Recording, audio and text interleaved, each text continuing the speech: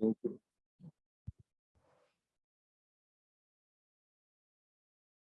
Good morning, Assalamu alaikum and adab to all the esteemed professionals. I welcome you all to one more virtual CP session organized by Kashmir CP chapter of NIRC of ICAI. The topic for today's session is decoding bank audits, best practices and insights, a topic which indeed sets the foundation for the chartered accountants in practice. And to speak on it today, we have for the first part of the session, our very esteemed and respected CA Amarjit Chopra sir, former president ICAI. I welcome you, sir, on behalf of all the members representing Kashmir CP chapter. Amid your tight schedule, you agreed for this session at such a short notice. We really feel honored and privileged. I also welcome CA Ajay Kumar Jain ji, although he may be joining me shortly, our honorable speaker for the second part of the session. Very few people achieve a status where no introduction is required, and same applies to our learned Chopra sir. But out of reverence, I would still like to give a brief highlights from his remarkable 46 years of professional career so far. Having been council member for over 15 years, sir was vice president ICAI for 2009-10 and president ICAI for 2010-11. Sir has always been instrumental in building the technical proficiency of chartered accountants across the country and abroad. Out of many, some of the positions held by Chopra sir include being the first chairman of Financial Reporting Review Board of ICAI, chairman of National Advisory Committee of Accounting Standards, NACAS, for 4 years from 2014 to 18, leading to the effective implementation of Indian accounting standards across India. Moreover, sir has been nominated as director, independent director, chairman of audit committees, member of risk management committees, and so on for numerous banks, insurance companies, and other public sector undertakings. Curtailing the further intro part, I welcome you, sir, once again, and request you to enlighten us on today's topic, decoding bank audits, best practices and insights. Over to you, sir. Thank you, Khatib bhai, and good morning, everybody. The difference is कि मैं तो शायद गर्मी में बैठा हूँ, पंखा चला के, आप 4 डिग्री के टेम्परेचर में बैठे हैं. That's the difference between the two cities that we deal with. और जो आपका शहर है उसको कहते हैं जन्नते हिंदुस्तान, और हमारे शहर को कहते हैं most polluted city basically.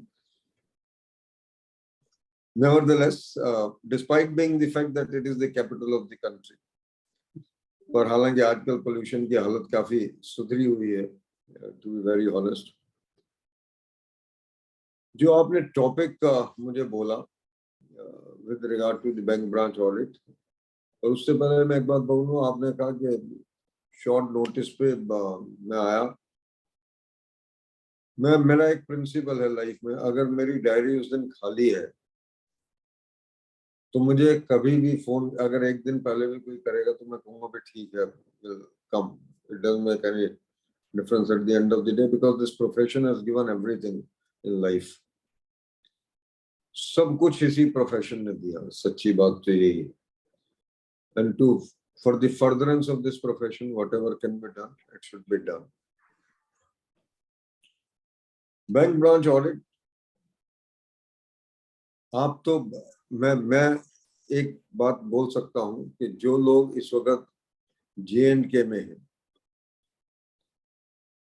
They are lucky in the sense कि उनको शायद बैंक ब्रांच ऑडिट का बहुत लंबा चौड़ा अंतर नहीं पड़ेगा.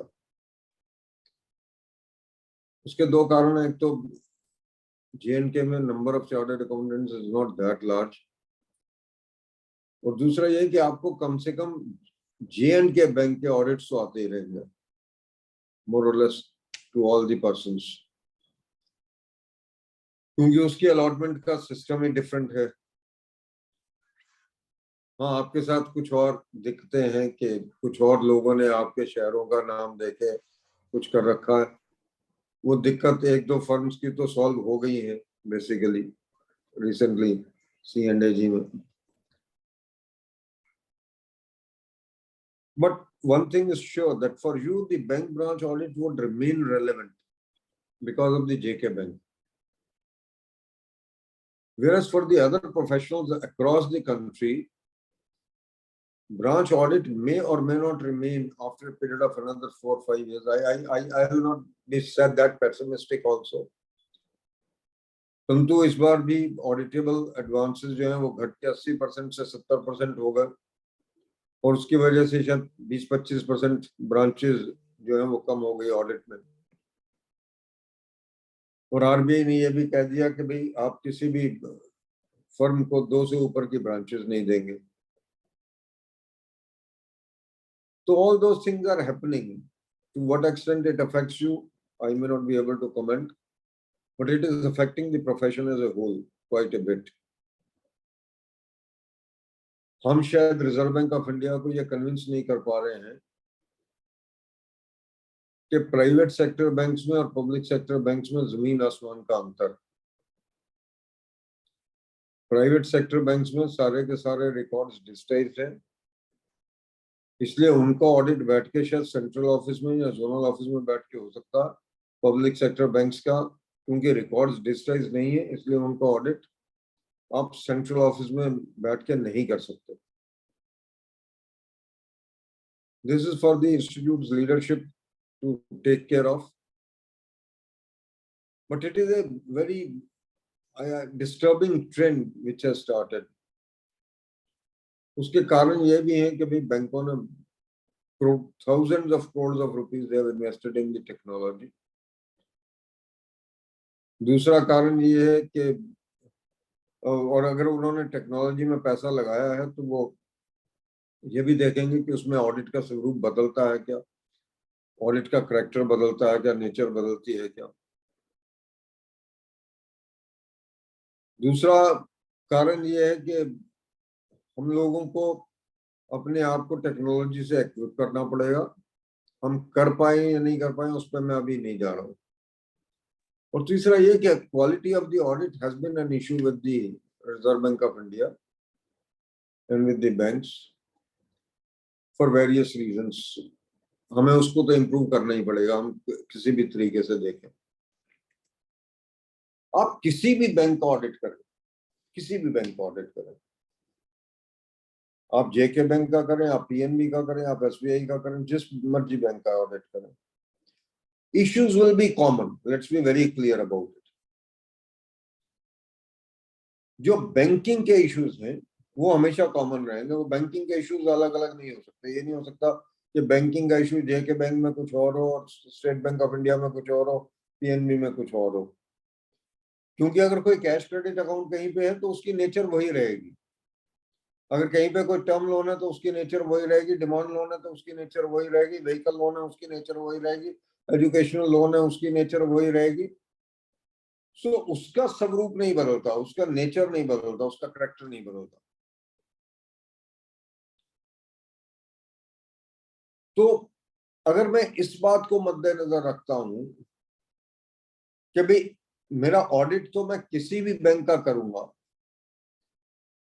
तो मेरा उसका करैक्टर नहीं बदलने वाला है, ऑडिट का करैक्टर नहीं बदलने वाला, ऑडिट की रिक्वायरमेंट्स नहीं बदलने वाली। तो इसलिए वो बिल्कुल कॉमन हो जाता है, जो मेरा इश्यूज है वो कॉमन हो जाते हैं बैंक ऑडिट के अंदर। आपके यहाँ पे भी आप जेके बैंक में भी लॉन्ग फॉर्म ऑडिट रिपोर्ट तो देते होंगे, क्यों खाते भाई? देते हैं ना? हाँ जी सर, देते हैं। अब मैं उस पर भी कुछ बात करूंगा, बाकी फिर अजय जी आके आपसे बात करेंगे उसके ऊपर।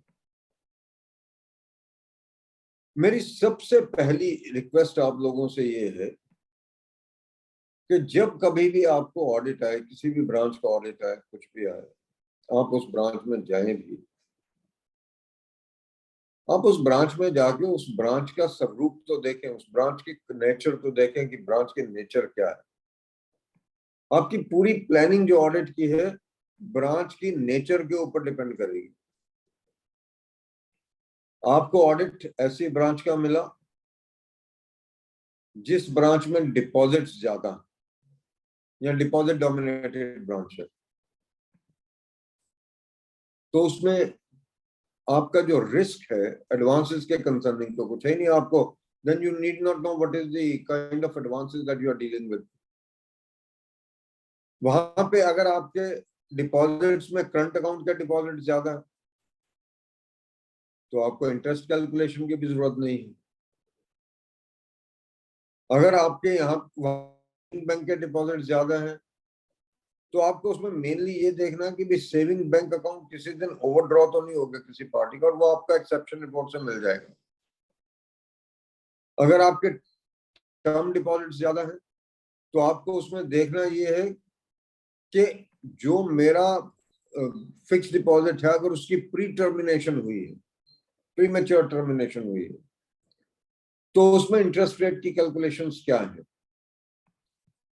और जो फिक्स डिपॉजिट इशू हो रही है उसमें सीरियटम जो है वो ठीक तरह से मेंटेन किया हुआ है, और दूसरा ये कि उसपे जो इंटरेस्ट प्रोवाइड होना चाहिए टर्म डिपॉजिट के ऊपर वो ठीक कैलकुलेटेड है या नहीं है, और उसपे जो टीडीएस कटना चाहिए वो टीडीएस कटा है या नहीं कटा।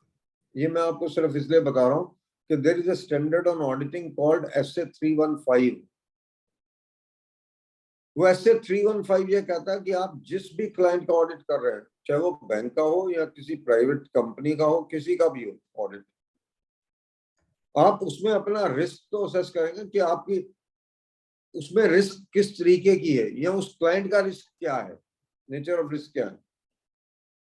आप एक मैन्युफैक्चरिंग कंपनी का ऑडिट करते हैं तो उसमें जो रिस्क है वो अलग तरह के हैं। जब आप ऑडिट करते हैं उसमें आपको प्रोसेसेस स्टडी करनी पड़ती हैं, उसमें आपको स्टडी करना पड़ता है कि इसका जो इनपुट आउटपुट एनालिसिस है वो क्या है, रॉ मटेरियल कितना अंदर जाएगा और कितना फिनिश प्रोडक्ट के रूप में बाहर आएगा, कितनी स्क्रैप होगी, कितनी वेस्टेज होगी, वहां पे बिल्कुल अलग तरीके का। अगर आप ट्रेडिंग यूनिट का किसी का ऑडिट कर रहे हैं तो आपको सिर्फ क्वांटिटेटिव रिकंसिलिएशन इंपॉर्टेंट है बेसिकली, बाकी सब चीजें तो आप करेंगे, परंतु आपका रिस्क सबसे ज्यादा क्या है कि भाई जितना माल खरीदा गया और जितना बिका उसमें बाकी स्टॉक्स की एडजस्टमेंट ठीक है या नहीं है, वो रिकंसाइल हो रहा है या नहीं हो रहा है। ये तो नहीं कि इधर मतलब कि खरीदा तो कम और बेच दिया ज्यादा, या खरीदा बहुत ज्यादा और बेचा कम है परंतु क्लोजिंग स्टॉक में रिफ्लेक्ट नहीं हो रहा।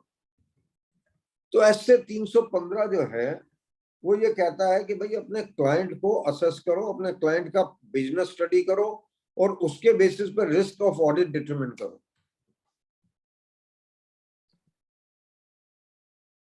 जब आप बैंक में जाते हैं, किसी बैंक ब्रांच में जाते हैं, मैंने डिपॉजिट्स की बात की थी, अगर आप एडवांस ओरिएंटेड ब्रांच है उसमें अगर कैश क्रेडिट अकाउंट का एडवांस है तो आपका रिस्क बिल्कुल अलग है, टर्म लोन है तो आपका रिस्क अलग है, व्हीकल लोन है तो रिस्क अलग है, होम एडवांस है तो लोन रिस्क अलग है। नॉर्मली अगर आपके होम लोन्स हैं किसी ब्रांच में तो आपका रिस्क बिल्कुल कम है, क्योंकि कोई भी व्यक्ति अपने होम्स के साथ रिस्क नहीं लेता, और उसमें ट्राइपार्टाइट एग्रीमेंट होनी चाहिए between the borrower, between the lender and between the developer. और अगर उसने सीधा मकान किसी से खरीद लिया तो फिर सीधी की सीधी agreement between the borrower and the lender होनी चाहिए, और प्रॉपर्टी की मॉर्गेज प्रॉपर होनी चाहिए, उसके कागज आपको देखने पड़ेंगे।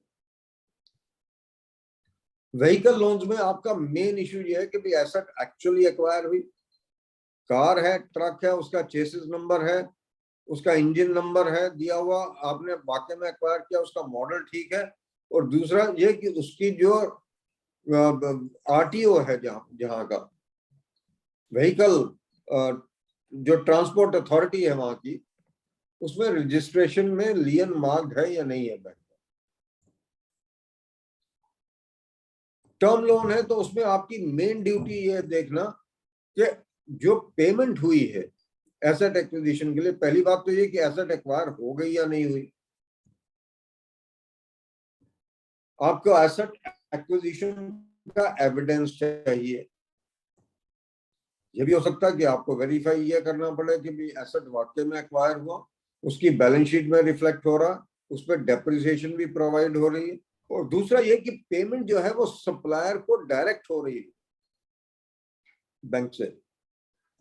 ये नहीं होना चाहिए कि टर्म लोन की पेमेंट जो है वो आप पार्टी के करंट अकाउंट में क्रेडिट कर दें या पार्टी के कैश क्रेडिट अकाउंट में क्रेडिट कर दें और वहां से पेमेंट सप्लायर को जा रही हो, ये नहीं होना चाहिए। अगर ये है तो बैंक ने पार्टी को एक मौका दिया पैसा डाइवर्ट करने का कहीं, और अगर ऐसा कर रहा है bank branch time and again, तो फिर आप ये मान लीजिए कि आपको डाइवर्जन के लिए उसकी चेकिंग की एक्सटेंसिवली करनी पड़ेगी चेकिंग।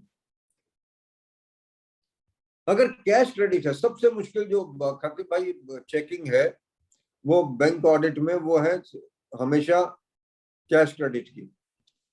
कैश क्रेडिट की जो ट्रांजैक्शंस है उसमें बहुत बड़ी दिक्कत है, क्योंकि कैश क्रेडिट के अंदर आपको पार्टी स्टॉक स्टेटमेंट देती है, स्टॉक्स पे आपका कंट्रोल नहीं है। टर्म लोन में तो ये है ना कि फिक्स्ड एसेट आई तो फिक्स्ड एसेट आपको प्रीमाइसेस में मिलेगी ना, उसमें उसके वजह से प्रोडक्शन भी हो रही होगी या उसकी वजह से ट्रांसपोर्ट हो रहा होगा या उसकी वजह से कुछ और हो रहा होगा। You can verify this. Stocks continuously move, debtors continuously move, उसका रिकॉर्ड पार्टी के पास है, उसकी फिजिकल वेरिफिकेशन मुश्किल है, उसके स्टॉक्स पड़े हैं 5 डिफरेंट गोडाउन्स पे, तो आपके लिए वेरिफिकेशन उसका मुश्किल है ना बैंक के लिए। परंतु अगर टर्म लोन आपने दिया किसी मशीन को एक्वायर करने के लिए, कहां पे वो मशीन पड़ी है वहां पे जाके आपने वेरीफाई कर लेना। So that's the basic difference between the two. तो कैश क्रेडिट के अंदर आपकी रिस्पॉन्सिबिलिटी, आपकी लायबिलिटीज आर फार मोर और फार ग्रेटर, और उसकी चेकिंग का तरीका बिल्कुल। आपको ऐसे ऐसे कैश क्रेडिट मिलेंगे जहां पे कि सिर्फ कैश क्रेडिट अकाउंट मिलेंगे जिसमें आपके पास सिर्फ 8 एंट्रीज होंगी साल में। हर क्वार्टर में इंटरेस्ट लगेगा, इंटरेस्ट रिसीव हो जाएगा, इंटरेस्ट लगेगा, इंटरेस्ट रिसीव हो जाएगा। 4 क्वार्टर होते हैं, 8 एंट्रीज मिलेंगे आपको।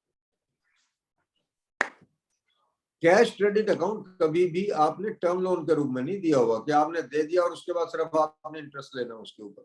टर्म लोन के अंदर भी आपकी रीपेमेंट्स आती हैं और वो टर्म लोन जाके खत्म होता है। परंतु कई कैश क्रेडिट अकाउंट ऐसे आपको मिलते हैं जिसमें ऑपरेशन जो है वो सिर्फ 8 एंट्रीज की रहती है। तो भाई उससे पूछो कि ये कैश क्रेडिट दिया कब था? 3 साल पहले दिया था, और 3 साल में सिर्फ ये इंटरेस्ट की एंट्रीज आ रही हैं, तो ये पैसा डाइवर्ट हो चुका 100% बता रहा हूँ आपको। क्योंकि कैश क्रेडिट अकाउंट का मतलब क्या है कि अकाउंट में ऑपरेशन होना चाहिए, पैसा आना भी चाहिए, पैसा जाना भी चाहिए। डेटर से पैसा आएगा, क्रेडिटर्स को पैसा जाएगा, वेजेस के लिए पैसा जाएगा, किसी और कारण से पैसा जाएगा, पैसा रियलाइज होता रहेगा और पैसा जाता रहेगा। अगर कैश सेल भी करते हो तो कैश आएगा और फिर आप पेमेंट करते रहोगे उससे पार्टीज को। उस केस में अगर ऐसे परमानेंट कैश क्रेडिट अकाउंट खड़ा है, प्रिंसिपल वही है, सिर्फ इंटरेस्ट आपको डेबिट होता रहता और मिलता रहता। तो जब पहली बार आपने उसको कैश क्रेडिट फैसिलिटी दी थी, वहां पे चले जाइए, वहां देखिए जाके कि क्या हुआ, तो आपको पता लगेगा कि ये एक्चुअल में स्टॉक्स के लिए तो पैसा गया ही नहीं था, कहीं और चला गया ये पैसा, नाम कैश क्रेडिट का रहा। फिर उसको जो भी आपने उस अकाउंट का करना हो वो कर लीजिएगा, मुझे बताने की आपको आवश्यकता नहीं। ऐसे ऐसे आपको कैश क्रेडिट मिलेंगे, कैश क्रेडिट अकाउंट मिलेंगे जहां पे पार्टी ये कह रही कि मेरी सेल तो है 5 करोड़ की, और टोटल क्रेडिट्स जो बैंक अकाउंट में आ रहे हैं, कैश क्रेडिट अकाउंट में आ रहे हैं, वो 50 लाख के आ रहे हैं। तो भैया फिर बाकी क्या कैश सेल कर रहे हो क्या? और कैश सेल कर रहे हो तो पैसा कहां पे जमा करवा रहे हो? अगर आपके कैश क्रेडिट अकाउंट्स हैं और आपकी फैसिलिटी जो आपको दी गई है उसमें आपके अगर जितनी आपकी टर्नओवर है उतने का तो आपका क्रेडिट आना चाहिए ना। अगर पिछले साल के आपके डेटर्स थे, सपोज कीजिए 50 लाख के, 50 लाख के डेटर लास्ट ईयर के, तो वो इस साल आ जाएंगे, और इस साल के अगर 50 लाख के डेटर्स खड़े हुए तो वो नहीं आएंगे, वो अगले साल जाके आ जाएंगे। परंतु बाकी जो कैश जो आपने सेल किया उसकी रियलाइजेशन तो इस साल में आनी चाहिए ना हर सूरत में। और अगर वो नहीं हो रहा है तो वो अकाउंट कहीं ना कहीं स्टिकी है, कहीं ना कहीं वो अकाउंट गड़बड़ में। कैश क्रेडिट की लिमिट अगर आपने 3 करोड़ दी हुई है किसी को, अगर आपने कैश क्रेडिट की लिमिट 3 करोड़ दी हुई है, तो उसमें जो क्रेडिट आने चाहिए ना पूरे साल में, वो कम से कम 12 करोड़ के आने चाहिए। क्योंकि ये working capital limit gets turned over by almost by 4 times. अगर 4 बार नहीं भी हुआ तो 3 बार होना जरूरी है। अगर 3 बार भी वो टर्नओवर नहीं हो रही ना लिमिट, तो इसका मतलब ये है कि वो अकाउंट जाने वाला है कहीं ना कहीं पर। अगर किसी पार्टी की करंट रेशो 1:1 से कम आ रही है, पहली बात तो 1:1 भी गड़बड़ है, बैंक तो कहता 1.33 होनी चाहिए, पर अगर 1:1 से कम आ रही तो ये अकाउंट जाने वाला है, उसको अच्छी तरीके से एग्जामिन कर लीजिएगा। और एक बात और, जितने स्टॉक स्टेटमेंट उसने दिए हुए हैं, डेटर्स के स्टेटमेंट दिए हुए हैं, क्रेडिटर्स के स्टेटमेंट दिए हुए हैं, इस साल की बैलेंस शीट तो आपके पास है नहीं, पिछले सालों की बैलेंस शीट तो आपके पास है, पिछले सालों के स्टॉक स्टेटमेंट भी आपके पास है। अब आप ये जानना चाहते हैं कि इनकी वेरिसिटी क्या है, ये ठीक स्टेटमेंट देता है, पार्टी ठीक स्टेटमेंट दे रही है, करेक्ट स्टेटमेंट दे रही है, या हवा से स्टेटमेंट दे रही है। तो जो उसने लास्ट ईयर स्टॉक स्टेटमेंट दिया मार्च का, उसको पिछले साल की बैलेंस शीट के साथ कंपेयर कर लीजिए, और आपको एक चीज पता लगेगी कि जितने स्टॉक स्टेटमेंट उसने दिए हैं उसमें तो स्टॉक्स उसके 100 हैं, परंतु ऑडिटेड बैलेंस शीट में 40 है, 60 है, 50 है। डेटर्स की भी यही हालत है, परंतु क्रेडिटर्स जो हैं, क्रेडिटर वो दिखाता है 50 और क्रेडिटर निकलते हैं 150 ऑडिटेड बैलेंस शीट में। तो डीपी है ही नहीं ना, ड्राइंग पावर निकलती नहीं, और अगर ड्राइंग पावर नहीं निकल रही है तो क्या करेंगे, अकाउंट को एनपीए करना पड़ेगा, अकाउंट को एनपीए करना पड़ेगा। आप सिर्फ एक साल की बैलेंस शीट के बेसिस पे मत करिएगा, आप उससे एक साल पहले और चले जाइए, और उसमें भी अगर आपको यही स्थिति मिलती है, यही कंडीशन मिलती है, तो अकाउंट को उस साल से एनपीए करके लाइए। इस साल में तो डाउटफुल कैटेगरी में आ जाएगा, हो सकता है D2 में चला जाए, D1 में भी ना हो, D2 कैटेगरी में चला जाए, हो सकता है D3 कैटेगरी में चला जाए, डिपेंडिंग अपॉन की क्या है। तो मेरा जो कहने का अभिप्राय ये है, मेरा कहने का मतलब ये है कि आप कैश क्रेडिट अकाउंट को ज्यादा आपको तवज्जो देनी पड़ेगी। कैश क्रेडिट अकाउंट को आपको चेकिंग का जो सिस्टम है वो डिफरेंट करना पड़ेगा। और अगर कोई यूनिट आपके आसपास हो जहां पे आप ऑडिट कर रहे हैं, तो एक बार विजिट भी करके देख लीजिए, किसी को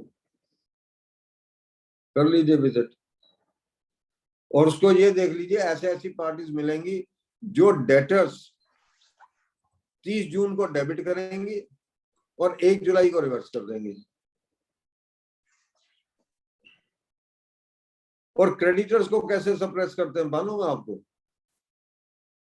अगर किसी की बैलेंस शीट में आपको कहीं पे बुक ओवरड्राफ्ट मिल जाए, कि आपने लिमिट तो दे रखी है किसी पार्टी को, सपोज कीजिए 50 लाख की कैश क्रेडिट की, उसकी लिमिट है 50 लाख की, और उसकी किताबों में, उसकी किताबों की बात कर रहा हूं, उसकी किताबों में वो अपीयर हो रहा 75 लाख, तो कैसे हो सकता?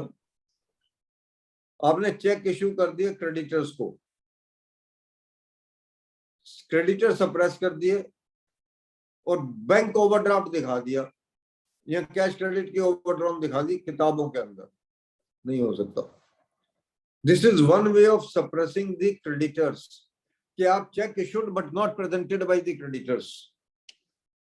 उसकी बैलेंस शीट देखिए, उसकी बैलेंस शीट में अगर आपको ऐसा नजर आता है कि भाई आपकी लिमिट तो कम है और उसकी किताबों में वो लिमिट ज्यादा नजर आ रही है अवेल की हुई, तो वो उसने क्रेडिटर सप्रेस किए हुए, cheques issued but not presented by the creditors, या उसने ऐसा दिखा रखा है कि डेटर्स जो है वो सडनली कम हो जाते हैं कभी।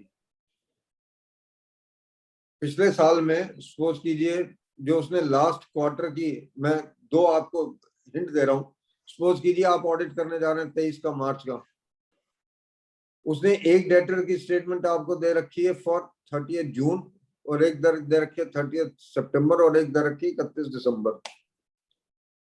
अब इन दोनों के बीच में सपोज कीजिए 30 सितंबर और 31 दिसंबर के बीच में डेटर्स कम हो गए 50 लाख से। तो 50 लाख आने कहाँ चाहिए? मेरे बैंक में आने चाहिए ना पैसा। तो कैश क्रेडिट अकाउंट में वो पैसा आना चाहिए ना, 50 लाख का क्रेडिट। अगर वो 50 लाख का क्रेडिट मेरे अकाउंट में नहीं आ रहा कैश क्रेडिट में, तो गया कहाँ?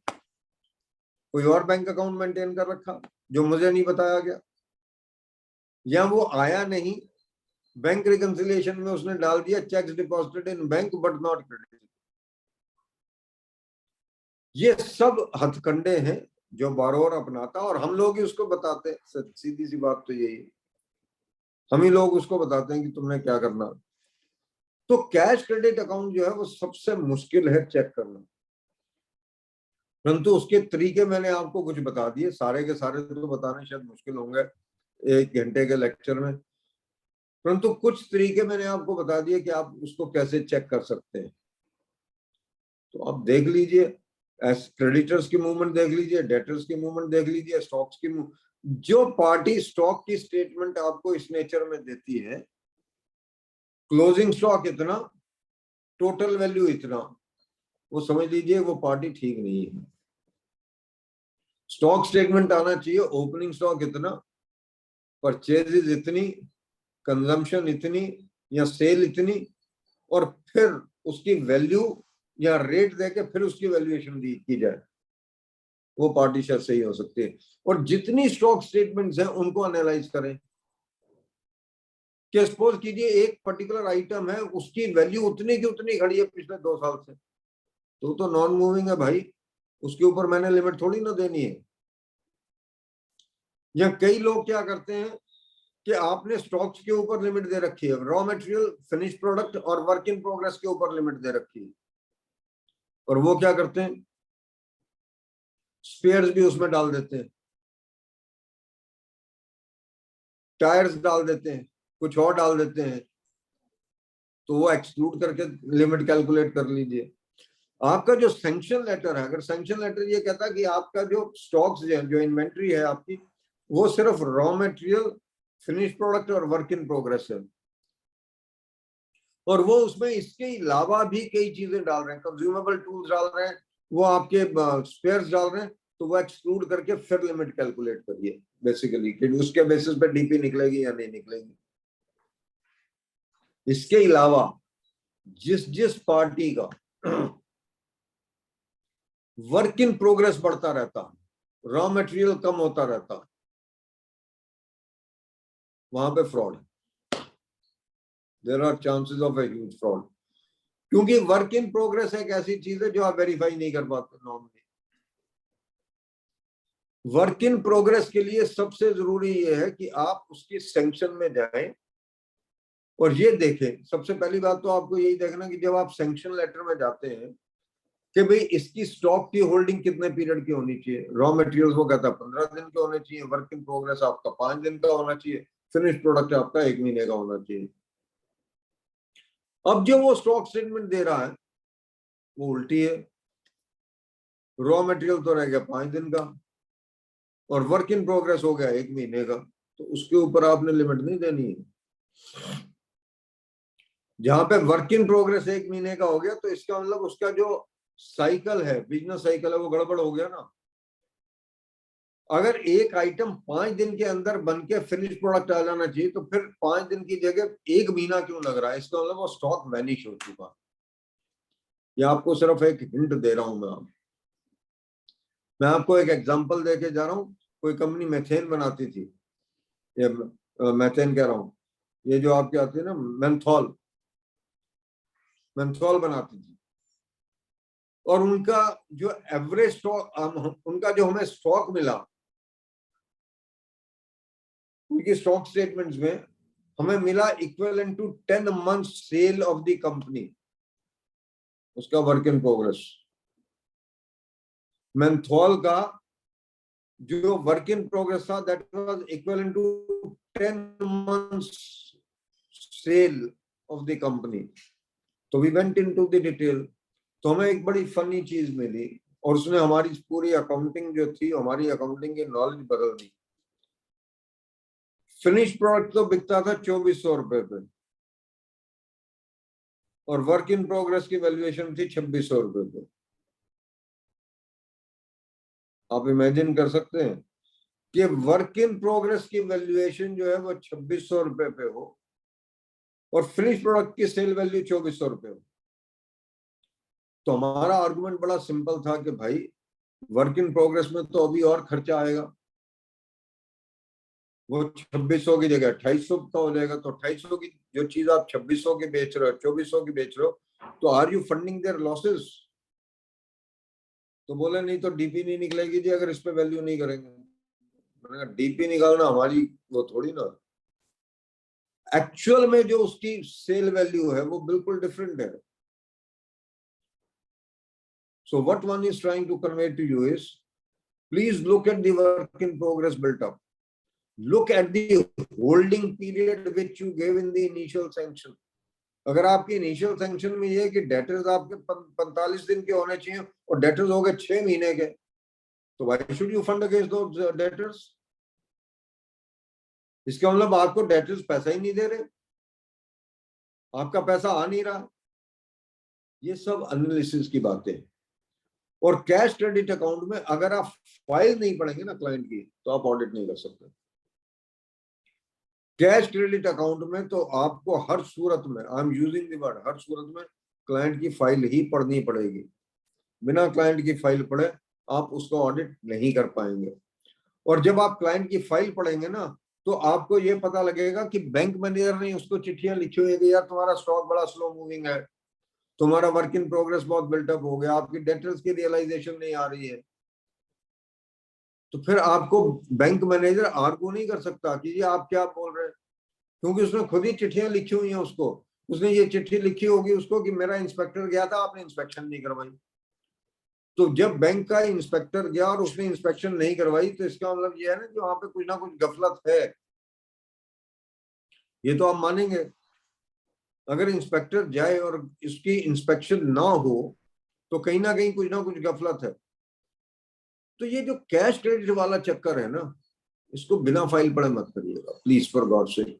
और टर्म लोन में जब आपके पास वो कोटेशन देगा 3 पार्टीज की, कि ये 3 पार्टीज हमने कोटेशन मंगवाई थी, 3 पार्टीज के नाम तो अलग है, नाम उसमें खातिब भाई भी है, नाम उसमें मुश्तबा भी है, नाम उसमें वजीर भी हो सकता है, शैलजा भी हो सकता है, परंतु टेलीफोन नंबर सबके एक है,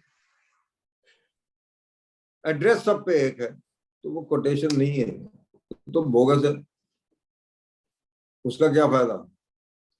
ये आपको कुछ थोड़ा सा हिंट दिया है सिर्फ। I am trying to give you certain hints only, nothing else.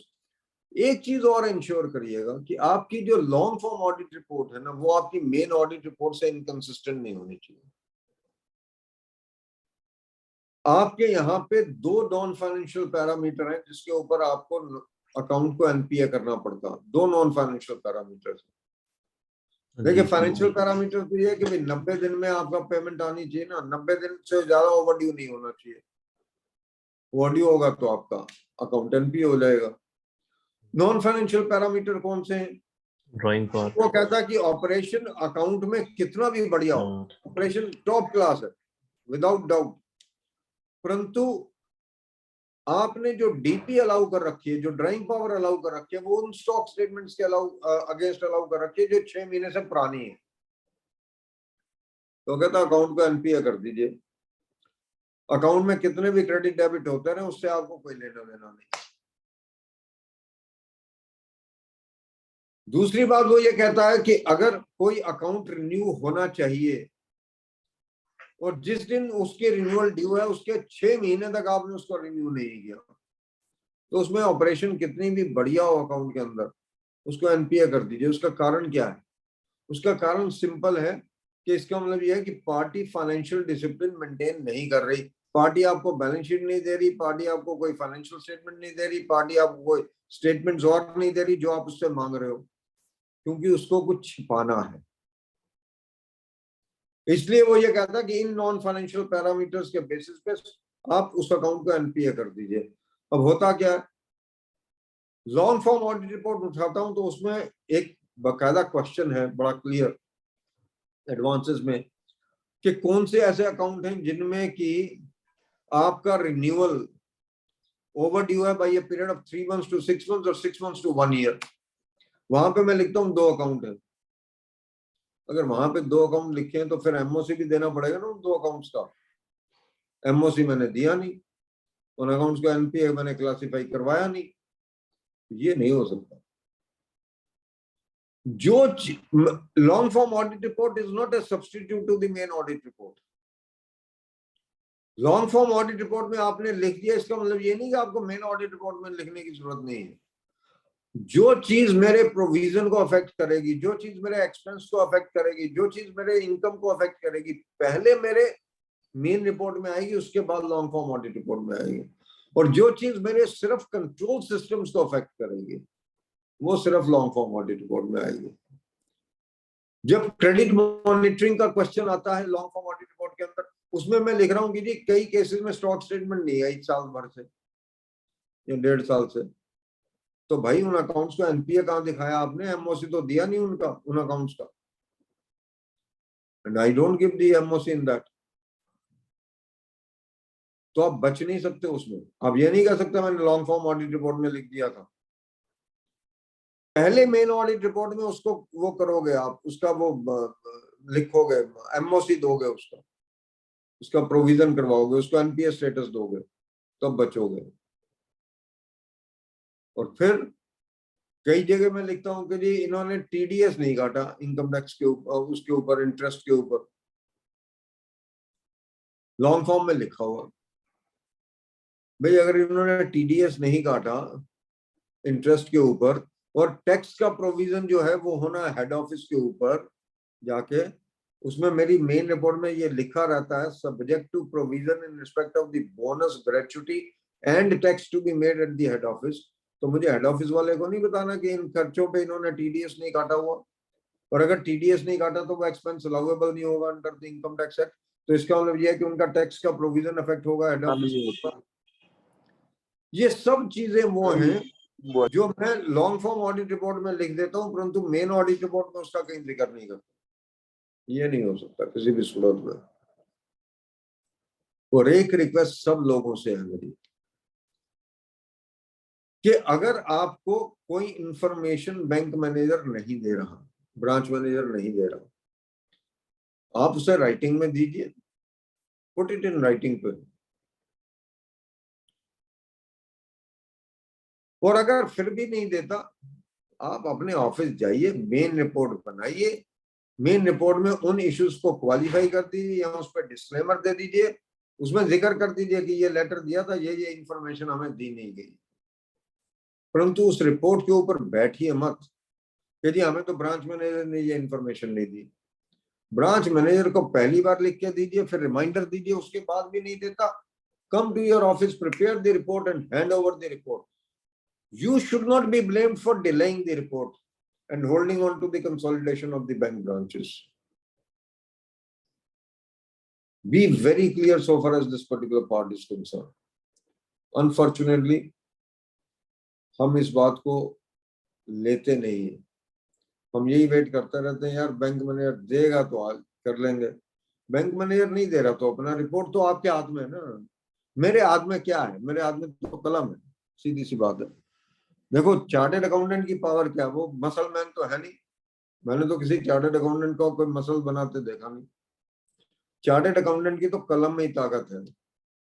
आप अपना आओ, रिपोर्ट में बैठ के या तो डिस्क्लेमर दे दो या क्वालिफाई कर दो, भेज दो रिपोर्ट को। Let the central auditor take a call ना, why should you be bothered about it? मेरा बिल्कुल क्लियर फंडा है इस बारे में कि भाई आप उस पर मत बैठो। और एक before I go over, Ghosh Jilani committee report है एक, उसको तो उसका क्वेश्चन ही नहीं पढ़ते कोई। घोष जिलानी कमेटी रिपोर्ट का तो you don't even read the questions. Ghosh Jilani committee report में ऐसे ऐसे क्वेश्चंस हैं जो मैं साइन करके आता हूं, जो मैं आंसर ही नहीं कर सकता किसी भी सूरत में। घोष जिलानी कमेटी रिपोर्ट में एक क्वेश्चन ये है कि जब कस्टमर ब्रांच में आता है तो वो पहले मे आई हेल्प यू काउंटर पे जाता है या कैशियर के पास जाके उसको एंगेज करता है कन्वर्सेशन के अंदर। ये वर्डिंग है उसकी। आपने कभी बाहर खड़े होकर देखा कि कस्टमर कहाँ आ रहा है और कहाँ जा रहा है, या किसी अपने बच्चे को डिप्यूट किया हो कि भाई देखना कि कस्टमर कहाँ पे आ रहा है और कहाँ पे जा रहा है? मैंने तो कभी नहीं किया। तो why should I answer this question? I should put an asterisk there and say that I am unable to answer this question. उसमें एक क्वेश्चन ये है कि क्या जितनी सेंसिटिव सीट्स हैं सारी की सारी सीट्स की रोटेशन होती है, जॉब रोटेशन होती है क्या उस पर? मैं कहता हूं होती है। बिना वेरीफाई किए कह देता हूं होती है। अगर मेरे उस ऑडिटर ने वेरीफाई किया होता, जो ब्रेडफोर्ड स्ट्रीट की ब्रांच थी जिसमें कि नीरव मोदी का फ्रॉड हुआ, तो वो नीरव मोदी का फ्रॉड होता नहीं ना। 8 साल तक वही बंदा बैठा रहा सीट के ऊपर। अगर आपने वो जॉब रोटेट कर दी होती तो वो फ्रॉड नहीं हो सकता था। परंतु घोष जालानी कमेटी रिपोर्ट में 100% बता रहा हूं कि हर ऑडिटर जो आया 8 साल, वो ये लिख के गया होगा कि जॉब रोटेट हो रही है। तो unless I have verified, why should I right this comment? एक क्वेश्चन ये है कि जहां पे सर्वर पड़े, जो सर्वर रूम है मेरा, वो प्रॉपरली सिक्योर्ड है, लॉक्ड है, सब कुछ है या नहीं है? मैं कहता हूँ हाँ जी लॉक्ड है।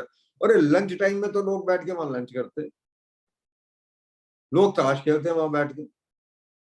सिक्योर्ड कहां से? How can I say that this is secured? एक क्वेश्चन ये है कि जितनी चेकबुक्स इशू हुई है वो सारी की सारी based on the requisition slips हुई है, कोई प्लेन पेपर एप्लीकेशन के ऊपर नहीं है। मैं कहता हूँ हाँ जी। कोई ऐसी ब्रांच देखी जिसमें 100% ये हो? तो हाँ, यहाँ तो आप लिखो बारिंग फ्यू, और उनके कोई 1-2 केस निकाल दो जहां पे प्लेन पेपर एप्लीकेशन पे हुई हो। डॉक्यूमेंट तो करना पड़ेगा ना, ऐसे 230 तो कंप्लाई करना ही पड़ेगा आपको, और ऐसे 500 में ऑडिट एविडेंस भी गैदर करना पड़ेगा आपको। वो मैं करता नहीं। द अनफॉर्चुनेट पार्ट इज, मैं उन सब क्वेश्चंस का आंसर पॉजिटिव देता हूं जो मैंने वेरीफाई तक नहीं किया, क्योंकि मैंने क्वेश्चंस पढ़े नहीं। उसमें ये क्वेश्चन पूछा गया कि जिस पेपर से आपकी चेक बुक्स बनी है, जिस पेपर से आपकी पे ऑर्डर बनी है, अगर आप उस पे ऑर्डर के ऊपर या चेक बुक के ऊपर कुछ लिखो और फिर केमिकल लगा के उसको रिमूव करो तो वो दाग छोड़ जाता है, that leaves a spot behind. कभी आपने देखा ये करके? ना तो मैंने किया ना आपने किया, तो मैं काहे को आंसर कर रहा हूँ? या फिर उनसे कहूं कि भी एक पे ऑर्डर स्लिप दे दो, एक चेकबुक की स्लिप दे दो, और उस पर मैं लिखूं और फिर केमिकल लगाऊं और फिर मिटाऊं और फिर ये कहूं कि हाँ जी ये इसने दाग छोड़ा है। ऑडिट एविडेंस हो मेरे पास उसका? ऑडिट एविडेंस है नहीं, आंसर मैं करे जा रहा हूं हर रोज किसी ना किसी क्वेश्चन को। तो what I am trying to tell you is that this is the most unfortunate part. I keep on answering some questions in Ghosh Jilani committee report. अभी तक किसी ने घोष जिलानी कमेटी रिपोर्ट की सीरियसनेस ली नहीं है, रिजर्व बैंक ऑफ इंडिया ने। जिस दिन उन्होंने उसकी सीरियसनेस ले ली, उस दिन आधे से ज्यादा हम टंगे हुए होंगे कहीं ना कहीं पर, क्योंकि हमारे आंसर मीट नहीं करेंगे। मैं घोष जिलानी कमेटी रिपोर्ट में हमेशा एक बात कहता हूं, please read the questions before you go.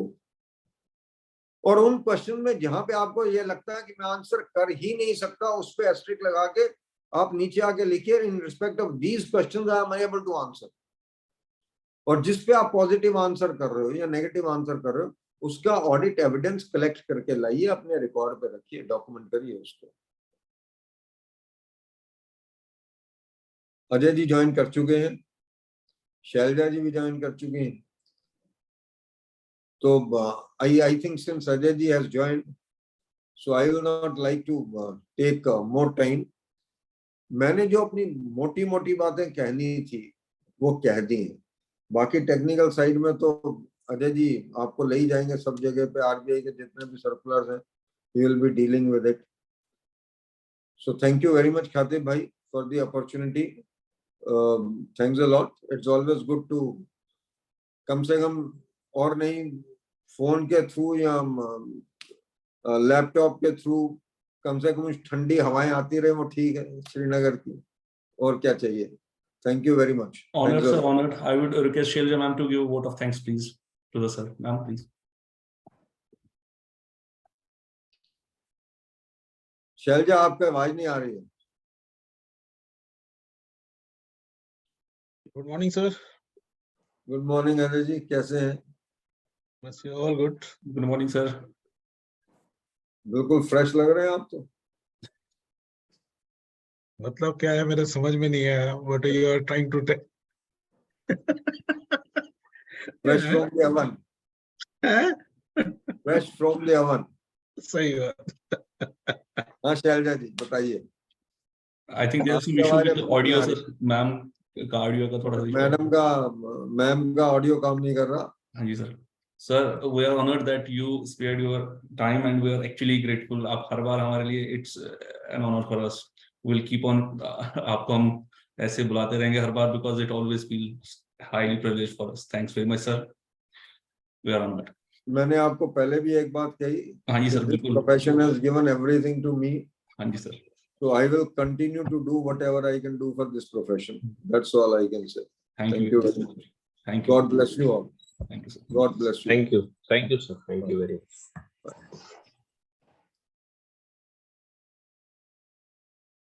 Respected members, thank you everyone, and I now welcome C. Ajay Jain sir. Thank you, sir. It is an honor to host you here. Kashmir CPE chapter. यहाँ पे ठंड sir अच्छी खासी है. I think you can feel the cold through the laptop itself. Sir, actually आज हमारा session जो है ये बहुत शॉर्ट नोटिस में हो गया एंड एक्चुअली थैंकफुल कि आपने टाइम निकाल लिया and we are actually highly grateful. So I already gave a brief introduction about you in the beginning, sir. I request you to Yes. just take the session forward. Over to you, sir. I am honored. We all are honored to have you here, sir. Thank you very much. Thank you. Good morning everyone. Good morning, sir. Good morning. सबसे बड़ी बात यह है कि India में seminar या institute के काम से या ऑडिट के काम से सब जगह घूम ली, कश्मीर रह गई थी, आज वो भी घूम लिए हैं। बिल्कुल सर. और जो ये पीछे आपके फोटो लगी हुई है कौन से फ्लाईओवर की है भाई? सर ये सैन फ्रांसिस्को वर्चुअल है सर, एक्चुअल वाला नहीं लगा है. मैंने सोचा कश्मीर की कहीं की है या चिनाब रिवर की कहीं की है, हैं? नहीं सर, वो हम आपको जरूर इनवाइट कर लेंगे फिजिकल सेशन में, maybe up to within 1 or 2 months, और तब हम फिर अच्छे से देख लेंगे. Let us come to the point. मेरा ख्याल चोपड़ा सर ने काफी कुछ कवर कर लिया, 1 घंटे का टाइम था उनके पास एंड ओवरव्यू मुझे मालूम है वो जिस ढंग से देते हैं, उसके बाद सेकंड स्पीकर को बोलने के लिए ये सोचना पड़ता है कि क्या बोले, बट एनीवे उन्होंने मुझे मालूम है काफी चीजों पे ये कह दिया होगा, ये जैन साहब आएंगे वो बताएंगे. So please share the screen to me, please share the screen. Sorry, give me the host right so that I can share my screen. Just sir, just a minute, sir.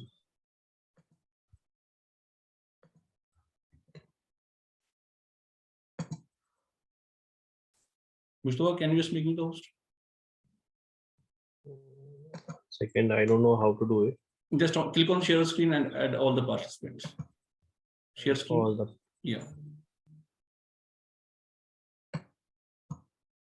Share screen for all. where is the option basically? On my corner, on my photograph, on the corner, 3 dots. On your Make me the host. I will just how to make you the host. click on the corner of my photograph, 3 dots. Oh, one second. I have to go on the share screen first. Then on your photograph, there are no 3 dots. No need to go to my photograph. On my photograph on the top, videos. Click on 3 dots. You are not on the top. You are in the middle.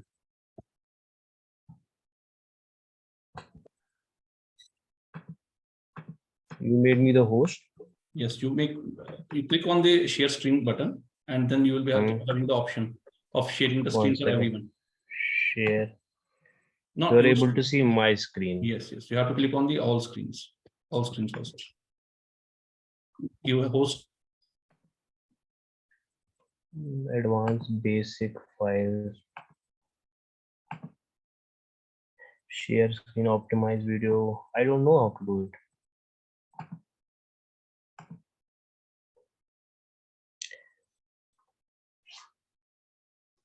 it. Can we move without sharing? Hello.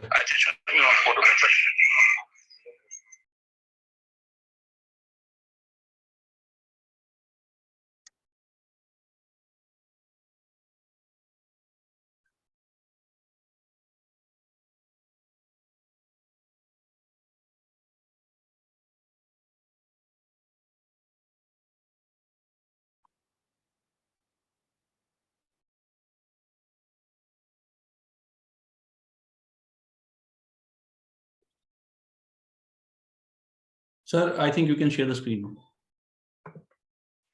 Yes. Please.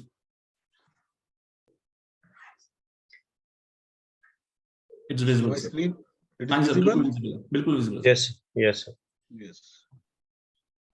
कल मैं आपसे discussion कर रहा था, मेरे को कुछ requirements आई थी. I have to cover specifically at least these points because the size of the branches will be small in Kashmir, I feel personally.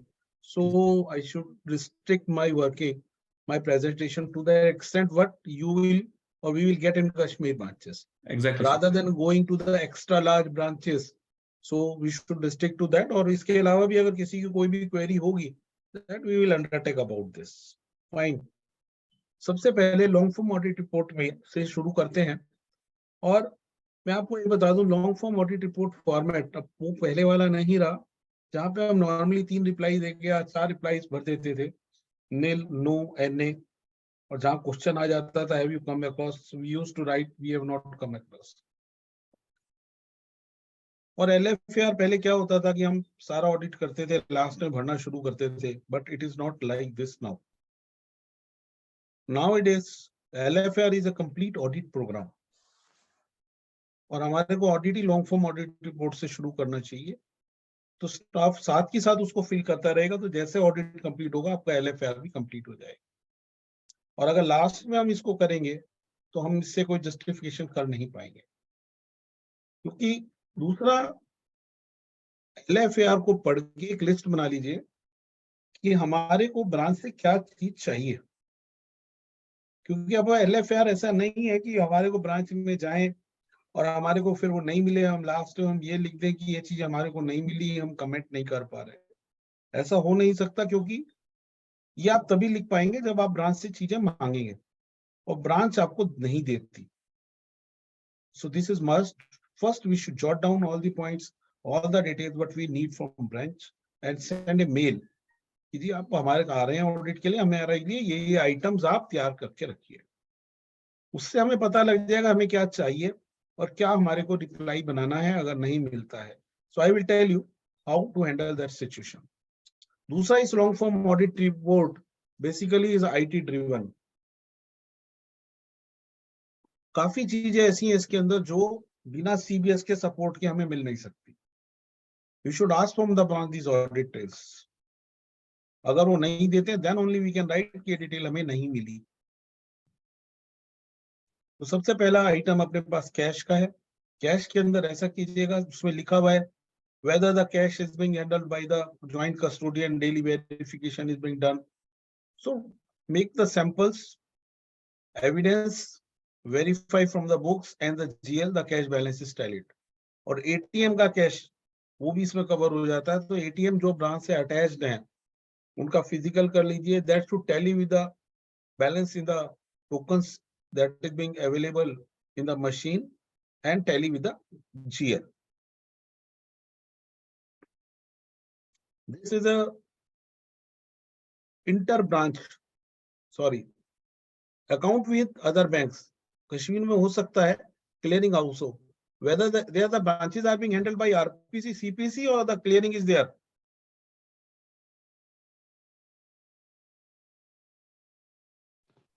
Clearing house है. Clearing house है. So certainly जब clearing houses हैं तो branches must be having the account with the clearing house. So we should obtain the balance confirmation as the statement of the bank account from the clearing house and see the balance is tallied with my books of accounts. If any entry is pending for reconciliation, just verify why it is pending. Whether there is any loss to the bank which is not accounted for. What is the reason of the pending entries? और अगर इन entries की वजह से bank में कोई loss होता है, then we should give MOC and report it here also. एक चीज का ध्यान रखना, LFR में कोई भी चीज हम रिपोर्ट करते हैं तो क्या उससे MOC बनता है? अगर बनता है तो MOC भी साथ के साथ देख करके आना है. ये मत करना यहाँ रिपोर्ट कर दिया और वहां हमने MOC नहीं दिया. क्लियरिंग हाउस ने चार्जेस डेबिट किए ब्रांच को, वो रिकंसिलिएशन में खड़े हैं, रह ही नहीं सकते, चार्जेस में डेबिट होनी चाहिए. क्लियरिंग हाउस ने कभी ओडी दिया ब्रांच को फंडिंग के लिए, उस पर इंटरेस्ट लगाया, दैट बैंक हैज टू पे. चेक कर लीजिए कहीं वो एंट्री रिकंसिलिएशन में करी. क्लियरिंग हाउस रिकंसिलिएशन में एंट्री हो सकती है, किसी की आउटवर्ड क्लियरिंग इनवर्ड क्लियरिंग आई, बैंक ने पेमेंट कर दिया और जब पेमेंट करा उस टाइम पर बोरोवर को डेबिट नहीं किया. अगर वो एंट्री बोरोवर को उस टाइम डेबिट हो जाती जिस दिन bank has been out of fund for that amount, account will become NPA. जरा चेक कर लेना इस तरह की एंट्रीज रिकंसिलिएशन में हो या नहीं हो. Next, it applicable to the branches which maintains the account with Reserve Bank of India. I think that will not be there in Kashmir. Next comes accounts above threshold limit. This is very important clause. RBI specified the 10% of fund-based and non-fund portfolio of the bank or 10 crore, whichever is less, is a large advances. इसका मतलब यह है कि large advances में अभी इस long form audit report में कई जगह ऐसे पॉइंट्स हैं जिनके वर्ड्स का मीनिंग बहुत वाइड है और उस केस में हमारे को अपना स्कोप ऑफ लिमिटेशन चेकिंग का डिफाइन करके आना है. LFR में हमने इसका रिप्लाई किस बेसिस पे दिया, क्या क्या चेक करके दिया. थ्रेशोल्ड लिमिट से ऊपर के अकाउंट्स को 100% उन्होंने कहा है हमें ऑडिट करना है. स्पेसिफिक डिटेल्स 100% वेरीफाई करनी है. स्पेसिफिक डिटेल्स लाइक रिन्यूअल हुआ या नहीं हुआ है, rate of interest correctly fed है नहीं सिस्टम के अंदर, okay, then DP has been correctly computed और नॉट. ये सब चीजें स्पेसिफिक डिटेल्स है और बैंक लार्ज एडवांसेस का फॉर्मेट बना के रखती है. हमें उनको सब कुछ चेक करना है और सारी रिपोर्ट्स उनकी चेक करनी है, अपनी ऑब्जर्वेशंस लेनी है. और एक वर्ड यूज किया ट्रांजैक्शन ऑडिट. अब transaction audit means it is a very wide meaning. अगर लार्ज एडवांसेस के केस में हम ट्रांजैक्शन ऑडिट करने लगे, अगर 50 पेज की स्टेटमेंट ऑफ अकाउंट है तो इन दैट केस आप कैसे कर पाएंगे कि मैं सारी ट्रांजैक्शन चेक करूं? Not next impossible. Give the scope limitation. आपने इसमें क्या चेक किया? हमने रिव्यू की statement of account. On the basis of that we have not come across any of the issue और सम इश्यूज आर देयर. अब आ जाइए एडवांसेस थ्रेशोल्ड से ऊपर तो स्पेसिफिक डिटेल और ट्रांजैक्शन ऑडिट करना है. Specific detail long form audit में जितने भी पॉइंट्स हैं, these all are the specific details. अब दूसरा इशू आ गया अकाउंट्स बिलो थ्रेशोल्ड लिमिट, वो भी चेक करने हैं. एटलीस्ट उनका प्रोसेसिंग कमेंट करना है कि क्या प्रोसेस अडेयर हुए हैं या नहीं हुए. So all these thing we have to see. Simultaneously RBI ने कह दिया कि भाई जितने भी आपने एडवांसेस वेरीफाई करे हैं उनका सैंपल दीजिए. आप सबसे पहले एक चीज ध्यान रखना, इस लिस्ट में ऐसा कोई अकाउंट मत डाल के आना जो हमने चेक नहीं किया. वही डाटा देना जो हमने चेक किया. That we should take care of it. आगे आ जाइए. एक लिस्ट मांग ली, जरा बताइए सैंक्शन के 12 महीने के अंदर कितने अकाउंट एनपीए हो गए. तो ये तो हम आराम से पता लगा सकते हैं. बैंक के एनपीए की लिस्ट ली, उसमें डेट ऑफ सैंक्शन देखा, जो 12 महीने में एनपीए हो गए उनको यहाँ पे लिस्ट में लगा दीजिए. अब अगला पॉइंट, आई थिंक इस साल के लिए बहुत ही रेलेवेंट पॉइंट है ये. Whether the in borrower accounts applicable interest rate has been correctly fed into the system. और दूसरा दे दिया floating rate MCLR and EBLR benchmark. These have been periodically reviewed. इन दोनों के लिए क्या है, इस साल में आपको ध्यान होगा 3-3, 4-4 बार आरबीआई ने रेपो रेट चेंज किया है. रेट ऑफ इंटरेस्ट फ्लोटिंग के बैंक में चेंज हुआ है टाइम टू टाइम. अब इसको कैसे चेक करना है? अब उसके दो तरीके हैं. एक तो बैंक से ऑडिट ट्रेल मांग लीजिए. Please provide the audit trail of all the interest modification done during the year in loan accounts. अगर वो डिटेल मिल जाती है तो हमारा काम आसान हो जाता है. प्लस बैंक की पॉलिसी और सर्कुलर्स ले लीजिए, कब कब रेट ऑफ इंटरेस्ट रिवाइज हुए. जरा उससे चेक कर लीजिए टेस्ट चेक बेसिस पे कि it has been correctly updated in the system, value date उसकी करेक्ट है या नहीं। पर अगर ये डिटेल नहीं मिलती है, चेक तो भी करना है, क्योंकि थ्रेशोल्ड से लिमिट से ऊपर के अकाउंट का तो 100% चेक करना है हमारे को, ये तो बात ही क्लियर है। तो उसके लिए हमें क्या करना है, कंप्यूटर में जाइए, अकाउंट खोलिए, अकाउंट में स्क्रीन आएगी इंटरेस्ट की, उसमें पूरा डाटा होगा, कब कब कितना कितना रेट बढ़ाया गया या कम किया गया, किस वैल्यू डेट से किया गया। थ्रेशोल्ड में तो 100% करना है, बाकी के अंदर टेस्ट चेक बेसिस में हम लोग कर सकते हैं, and then we can give our comment. एक पॉइंट है renew, review and roll over. पहले कुछ बैंक्स के अंदर क्या सिस्टम था, अभी आप ब्रांचेस में भी जाएंगे, कहीं पे कहते हैं जी हमारी आईरैक नॉर्म क्या कहता है, if the account is not renewed within 180 days from the due date, then it will be treated as NPA. तो बैंक क्या करता है, 180 दिन से पहले उसको कंप्यूटर में बटन दबा के रिन्यू करता है विदाउट डूइंग रिन्यूअल, और फिर कहता है जी चलो जी 3 महीने का शॉर्ट रिव्यू कर दिया, फिर एक 3 महीने का और शॉर्ट रिव्यू कर दिया। इस तरह से years it was going on और अकाउंट एनपीए क्लासिफाई नहीं हो रहे थे। आरबीआई को पता लग गया, आरबीआई ने अगस्त 21 2020 को इसके ऊपर एक सर्कुलर इशू कर दिया, और उस सर्कुलर में ये कहा गया bank should keep board approved policy with regard to methodology and periodicity of the renewal. तो जरा पॉलिसी मांग लीजिए, ये सब चीजें पहली मेल में बैंक को लिख दीजिए, हमारे यहाँ ये सब तैयार रखिएगा। उसके बाद आरबीआई ने ये कह दिया bank should avoid the frequent and repeated ad hoc and the short review and renewal, number 1। और साथ में ये कह दिया bank should capture all the data in iCore and same should be provided to auditors as and when required। तो ये तो हमारा राइट हो गया, तो बैंक से हम ऑडिट ट्रेल मांग सकते हैं। बताइए कि पूरे साल में कितने केसेस में आपने अकाउंट का रिन्यूअल किया, शॉर्ट रिव्यू किया, चेक कर लीजिएगा whether it is as per policy or not। if not done, then account can be classified as NPA। Valid credit rating, ये लार्ज एडवांसेस के लिए जहाँ पे लिस्टेड कंपनीज हैं, बड़े बड़े लोन्स हैं, तो उसके अंदर ये मैं नहीं समझता कि आपके यहाँ किसी ब्रांच में हो गया। अगर आपको किसी चीज पे डिटेल डिस्कशन चाहिए मुझे बता देना, I will cover it all. So I will touch upon all the issues relevant to your area. Unmute कीजिए सर अपने को आप। हाँ जी सर, अभी आप जैसे चल रहे हैं वैसे चलने देते हैं, और अगर किसी को क्वेरी होगी simultaneously they will put on the हाँ, तो we can discuss in detail that one, क्योंकि I should touch upon the issue relevant to your areas and the small branches। ठीक, यहाँ पे प्रॉब्लम। Alright sir. बाईबैक आपके पास नहीं होगा। एक है loan against deposits. Loan against deposits के अंदर हमारे को ये देखना है कि उसमें सिस्टम लियन है या नहीं है। पहले क्या होता था, जब तक कंप्यूटराइजेशन नहीं होता था हम फिजिकल लियन की बात करते थे, एफडी के पीछे लियन मार्क है या नहीं है, पर आजकल सिस्टम में भी लियन होता है। सिस्टम का लियन जब तक नहीं हटेगा तब तक एफडी मैच्योर की पेमेंट नहीं हो सकती। सो जरा सिस्टम लियन भी साथ के साथ चेक कर लीजिए। स्टॉक एंड बुक डेट्स, अब आयरक नॉर्म क्या कहता है, if DP is allowed on the basis of stock statement older than 90 days, it will be deemed irregular. If this irregularity continues for 90 days, account will become NPA।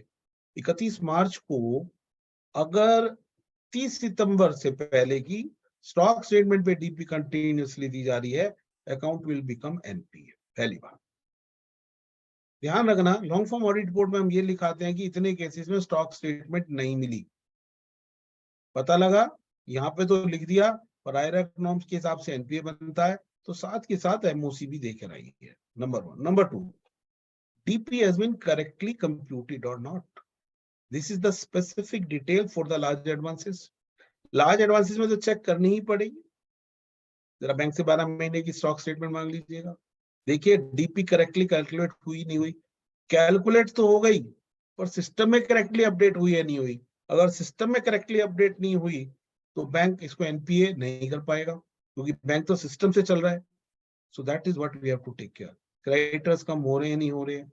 एक बड़ी practical issue आता है इसके अंदर, members की normal query आती है एक वेबिनार में या सेमिनार में कि साहब बैलेंस शीट के अंदर तो स्टॉक ज्यादा होता है और जो स्टॉक स्टेटमेंट आती है उसमें कम होता है। सॉरी, स्टॉक स्टेटमेंट में ज्यादा होता है, बैलेंस शीट में कम होता है। क्रेडिटर स्टॉक स्टेटमेंट में कम लिखे होते हैं और बैलेंस शीट में ज्यादा होते हैं। ये एक नॉर्मल क्वेरी मेंबर्स की आती है। तो ये इसका भी सॉल्यूशन है। आज हम ऑडिट कर रहे हैं माह 2023 का, माह 2022 में हमारे को ऐसा मिलता है बैलेंस शीट में ये सब हो रहा है, तो जरा पीछे 2-3 साल की बैलेंस शीट और उठा लीजिए और जरा देख लीजिए क्या बोरोवर हमेशा ही डाटा हमारे को गलत दे रहा है ईयर एंड पर। जो बोरोवर ईयर एंड की स्टेटमेंट गलत दे रहा है, इसका मतलब वो मंथली भी गलत दे रहा है। उस केस में आप डीपी निकालिए और उसको जहां पे भी चढ़ाना है, एनपीए बनता है तो उसको करके आइए। हम तो इन केसेस में कई बार डेट ऑफ एनपीए पिछले साल की बन जाती है, वहां से लेकर के और करंट ईयर में सीधा डाउटफुल कैटेगरी में पहुंचा जाते हैं। जरा इस चीज का ध्यान रखना। एक पॉइंट रिन्यूअल में था रोल ओवर का। जरा गोल्ड लोन चेक करना, गोल्ड लोन में पेमेंट किस ढंग से हो रही है। नॉर्मली सैंक्शन आप पढ़िए, उसमें लिखा हुआ गोल्ड लोन में, gold loan is given and it is to be repaid within a period of 1 year. Bullet payment 1 साल की या 1.5 साल की, जो भी ड्यू डेट है। एक्चुअली होना क्या चाहिए, बोरोवर को पहले पैसे जमा कराने चाहिए अपने सेविंग में और वहां से बैंक ट्रांसफर करके उस लोन को स्क्वायर अप करेगा। ऐसे ऐसे केसेस मिले हैं बैंक के अंदर, पार्टी ने पैसे जमा नहीं कराए, पार्टी कहती है जी मेरे को तो दोबारा गोल्ड लोन लेना है, इसको आगे चलाना है, पर ये लोन तो एडजस्ट करना ही पड़ेगा ना एक बार। तो एडजस्टमेंट का तरीका तो ये है कि पार्टी पैसे लाए, पहले जमा कराए और फिर दोबारा लेना हो तो दोबारा ले लेने या लोन, कोई दिक्कत नहीं है। पर इसके अंदर होता क्या है, ये किस ढंग से करते हैं, बैंक एक लोन और क्रिएट कर देता है। 10 लाख का लोन दिया, उसके सेविंग में क्रेडिट कर दिया और उस पैसे को पुराने लोन को एडजस्ट करने के लिए यूज किया जाता है। This type of roll over is not allowed, this should not be done. Ultimately party को पैसे जमा कराने पड़ेंगे। अब आप ये कहोगे साहब इसको पकड़े कैसे, सीधा सा हिसाब है, उसका सेविंग अकाउंट रिव्यू कर लो। पता लगा लोन जब दिया जाता है सेविंग में क्रेडिट होता है और पेमेंट होती है पुराने लोन की, वो भी सेविंग से निकलती है। तो वहां से पूरा एनालिसिस हो जाएगा। इससे बड़ा प्रूफ मिल ही नहीं सकता, बिना पार्टी की पेमेंट किए लोन एडजस्ट हो रहे हैं, बैंक ही फाइनेंस करे जा रहा है पुराने लोन को एडजस्ट करने के लिए। स्टॉक ऑडिट, आप अपने बैंक से पूछिए आपकी स्टॉक ऑडिट की पॉलिसी क्या है, कितने करोड़ से ऊपर के लोन पर स्टॉक ऑडिट मैंडेटरी है, जरा पूछिए उनसे और उसके बाद चेक कर लीजिएगा। अब इसमें एक लाइन और नए फॉर्मेट में दे दी, where the stock audit was conducted but no action was taken. Stock audit की रिपोर्ट लीजिए, एटलीस्ट उसको खोलकर पढ़ना पड़ेगा। पढ़ने से पता लगेगा कि उस पर क्या ऑब्जर्वेशन थी ऑडिटर्स की, क्या बैंक ने पार्टी को लेटर लिखा या नहीं लिखा, एक्शन टेकिंग रिपोर्ट क्या है। और जब हम रिपोर्ट खोलेंगे तो हमारे को हो सकता है उसमें कुछ ऑब्जर्वेशन भी मिले, और जब वो ऑब्जर्वेशन हम पढ़ेंगे हो सकता है मेरा एलएफआर में रिपोर्टिंग का भी पॉइंट बने, हो सकता है डीपी कम हो रही हो बोरोवर की, और अगर डीपी कम होती है तो फिर ओवरड्यू भी हो सकता है, और ओवरड्यू हो सकता है तो वो एनपीए भी हो सकता है। अल्टीमेटली मैं आपको ये बताने की कोशिश कर रहा हूँ, लॉन्ग फॉर्म ऑडिट रिपोर्ट में हमारी ड्राफ्टिंग बहुत इंपॉर्टेंट है। जो भी हम रिमार्क दें थोड़ा उस एंगल से और जरूर सोच ले, क्या आयरक नॉर्म लिंक तो नहीं हो रहा कहीं, क्या एमओसी तो नहीं बन रहा, या एनपीए क्लासिफिकेशन नहीं हो रहा, इस चीज का हमारे को ध्यान रखना है। दूसरा एक और पॉइंट था, पहले क्या था, नॉन कॉर्पोरेट एंटिटी की 10 लाख की लिमिट होती थी, उससे ऊपर हमारे को ऑडिटेड अकाउंट चाहिए। आरबीआई ने वो 10 लाख हटा दिया और कहा bank should decide their own policy. तो हम अपनी ब्रांच में जाएं, हम अपनी ब्रांच से पूछे आपकी क्या पॉलिसी है बताइए और हमारे को बैलेंस शीट दीजिए। So this is what we should take care of it. और चलिए due diligence is again for the large advances. अब आ जाइए, एक वर्ड है, if there is any substantial deterioration in the value of security as compared to the previous valuation। जरा इसको देखिए, IRAC norm क्या कहता है, if the fall in the value of security is more than 50%, then straightforward doubtful account. If the value of the security is less than 10% of the outstanding balance, then loss, and in case of fraud 100% provision is to be made। ये guideline है reserve bank की। अब LFR में उसी से link करके यहाँ पे दे दिया, whether there is a substantial deterioration. यहाँ पे परसेंटेज डिफाइन नहीं है, सब्सटेंशियल डिटेरियोरेशन 10% को भी कह सकते हो आप, 20% भी हो सकता है। According to case the word और meaning of the substantial can change. जरूरी नहीं है कि 10% या 20% शॉर्टफॉल से अकाउंट डाउटफुल में चला जाएगा, क्योंकि वहां तो 50% का वर्ड है. So this is the call what we have to take. We have to see whether there is a substantial deterioration, जो हमारे ओपिनियन में लगता है 10 भी हो सकता है, 20 भी हो सकता है, 30 भी हो सकता है. Case to case it can differ. और साथ के साथ ये जरूर सोचिए, रिपोर्टिंग के लिए सब्सटेंशियल डिटेरियोरेशन इज ओके. क्या इस सब्सटेंशियल डिटेरियोरेशन से मेरी डीपी कम हो रही है, मेरा कोई रीजन बन रहा है जिससे मैं एनपीए करूं, या टोटल लॉस एसेट्स का whatever be the reason, या यूनिट ने फंक्शन बंद कर दिया करना, उसकी वैल्यूएशन कम हो चुकी है. So first we have to find out why it is. क्या इससे मेरा एनपीए क्लासिफिकेशन जाता है, ये मेरे को देखना. रेड फ्लैग नॉर्मली बड़े अकाउंट से मिलेगा. हर बैंक ने अपनी रेड फ्लैग पॉलिसी बनाई हुई है. वो पॉलिसी बैंक की लीजिए, उसको पढ़िए. बैंक ने कितने अकाउंट रेड फ्लैग डिक्लेयर किए, उनसे लिस्ट लीजिए. क्या रेड फ्लैग की पॉलिसी अपडेट हो रही नहीं हो रही, उसके हिसाब से फॉलोअप उनका हो रहा है नहीं हो रहा. क्लासिफिकेशन या प्रोविजनिंग या उसका अपना रेजोल्यूशन, जो भी बैंक की गाइडलाइन है वो अडेयर होनी चाहिए. अगर हमारे को लगता है किसी अकाउंट में रेड फ्लैग होना चाहिए और ब्रांच ने नहीं डिक्लेयर करता, वो भी हम यहाँ पर दे सकते हैं. और अगर प्रोविजन रिक्वायर्ड है तो वो भी हम कर सकते हैं. अब आ जाइए ये पॉइंट, ये सभी ब्रांचेस में दिक्कत आई है. उसने लिखा है as the branch identified and classified advances into standard, sub standard, doubtful और लॉस एसेट्स.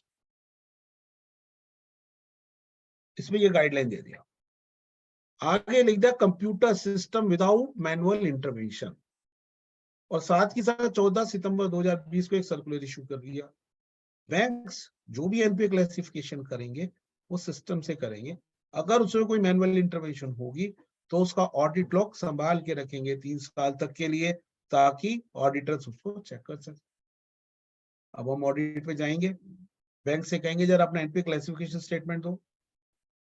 बैंक कहेगा साहब जोनल ऑफिस से आ रहा है, वो दे दिया हमारे को. और वो देने के बाद हमारी पहला क्वेश्चन यही होगा बैंक से, बताइए इसमें मैनुअल इंटरवेंशन हुई नहीं. स्टैंडर्ड रिप्लाई होगा सर ये तो जोनल ऑफिस से बन के आई है लिस्ट, हमें नहीं पता, पर हमें रिप्लाई लेना है. एमआर में लीजिए सर, आपको जो कहना है हमारे को राइटिंग में बताइए. आपके पास ऑडिट लॉग है या नहीं है? नहीं है तो हम लिखेंगे. आपको पता है नहीं है तो लिख के दीजिए कौन कर रहा है, हमारे को ऑडिट लॉग चाहिए. अगर नहीं मिलते हैं तो then we should comment, but we should ask for. जब तक मांगेंगे नहीं तब तक हम यहाँ कमेंट कर नहीं सकते. और आगे चलिए, चोपड़ा सर ने भी थोड़ा सा डिस्कस किया होगा. SMA 0, SMA 1, SMA 2.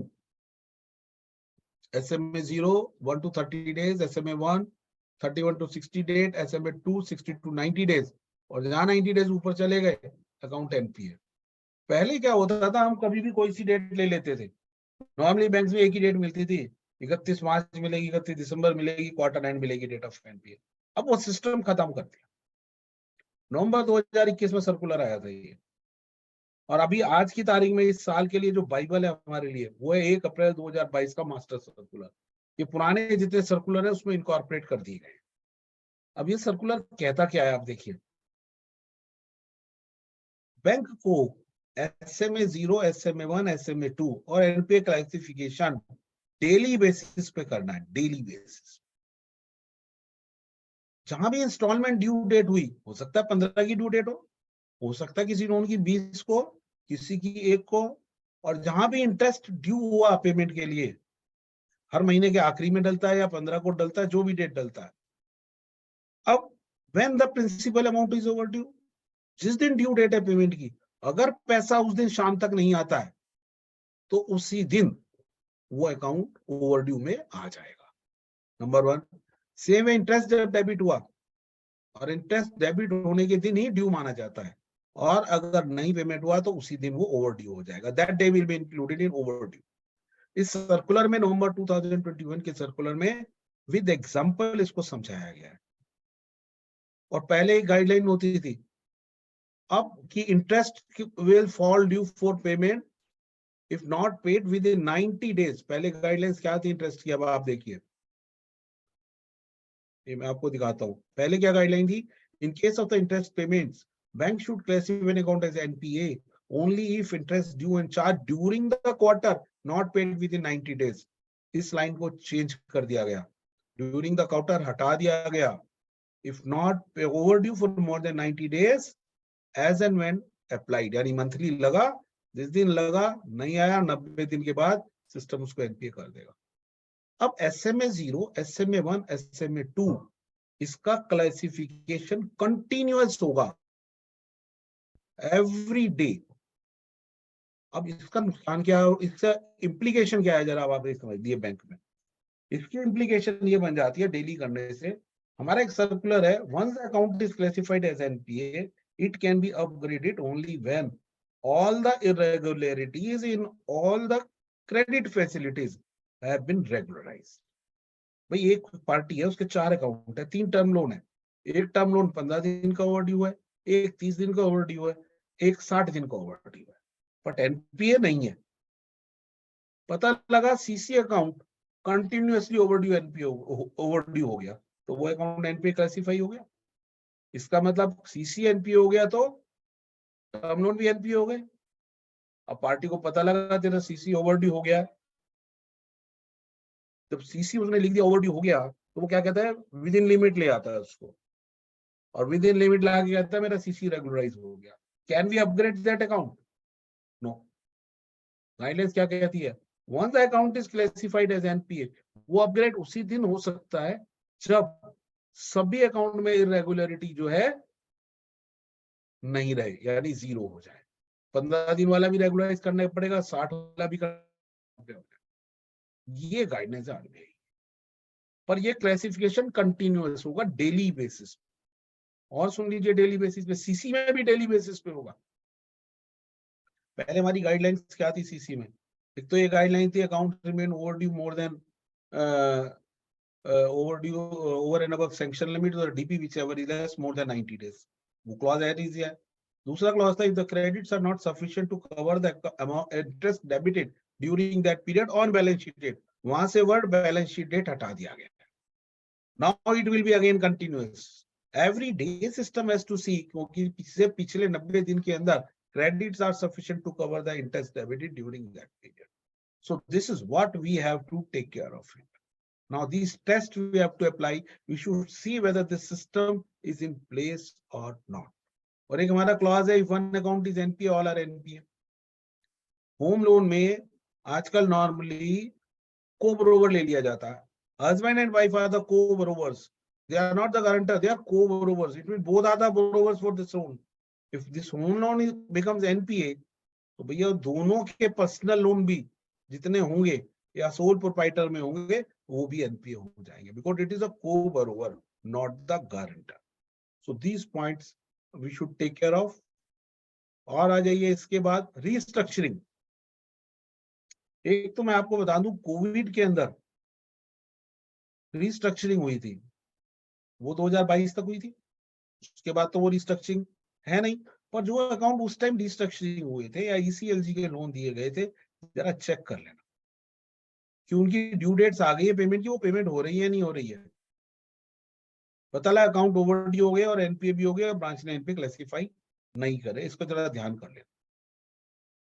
अब इसके अलावा 1 अप्रैल 2022 का मास्टर सर्कुलर उठा लीजिए, तो इस साल में तो कोई कोविड की रिस्ट्रक्चरिंग है नहीं, कोई वन टाइम रिस्ट्रक्चरिंग नहीं है कि वो अकाउंट स्टैंडर्ड ही रहेगा।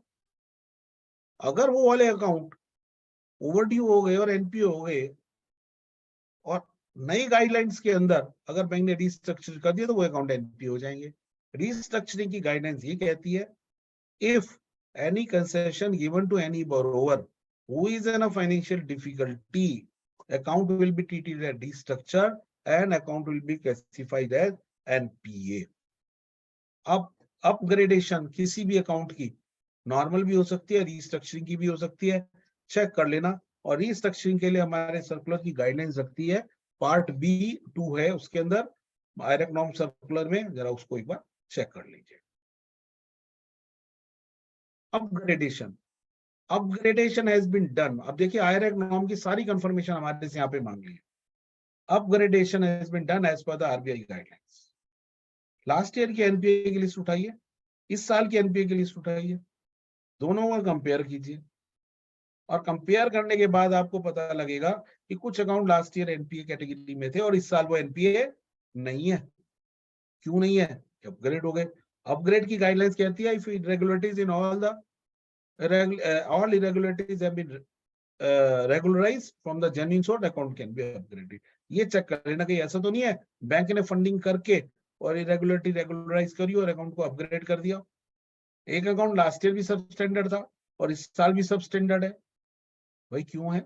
एक ही सिनेरियो में वो सब स्टैंडर्ड रह सकता है कि एक बार जब लास्ट टाइम एनपीए हुआ उसकी सारी इरेगुलरिटीज रेगुलराइज हो गई एक पर्टिकुलर डेट में और फिर उसके बाद वो दोबारा एनपीए कैटेगरी में आ गया, अदरवाइज नहीं हो सकता।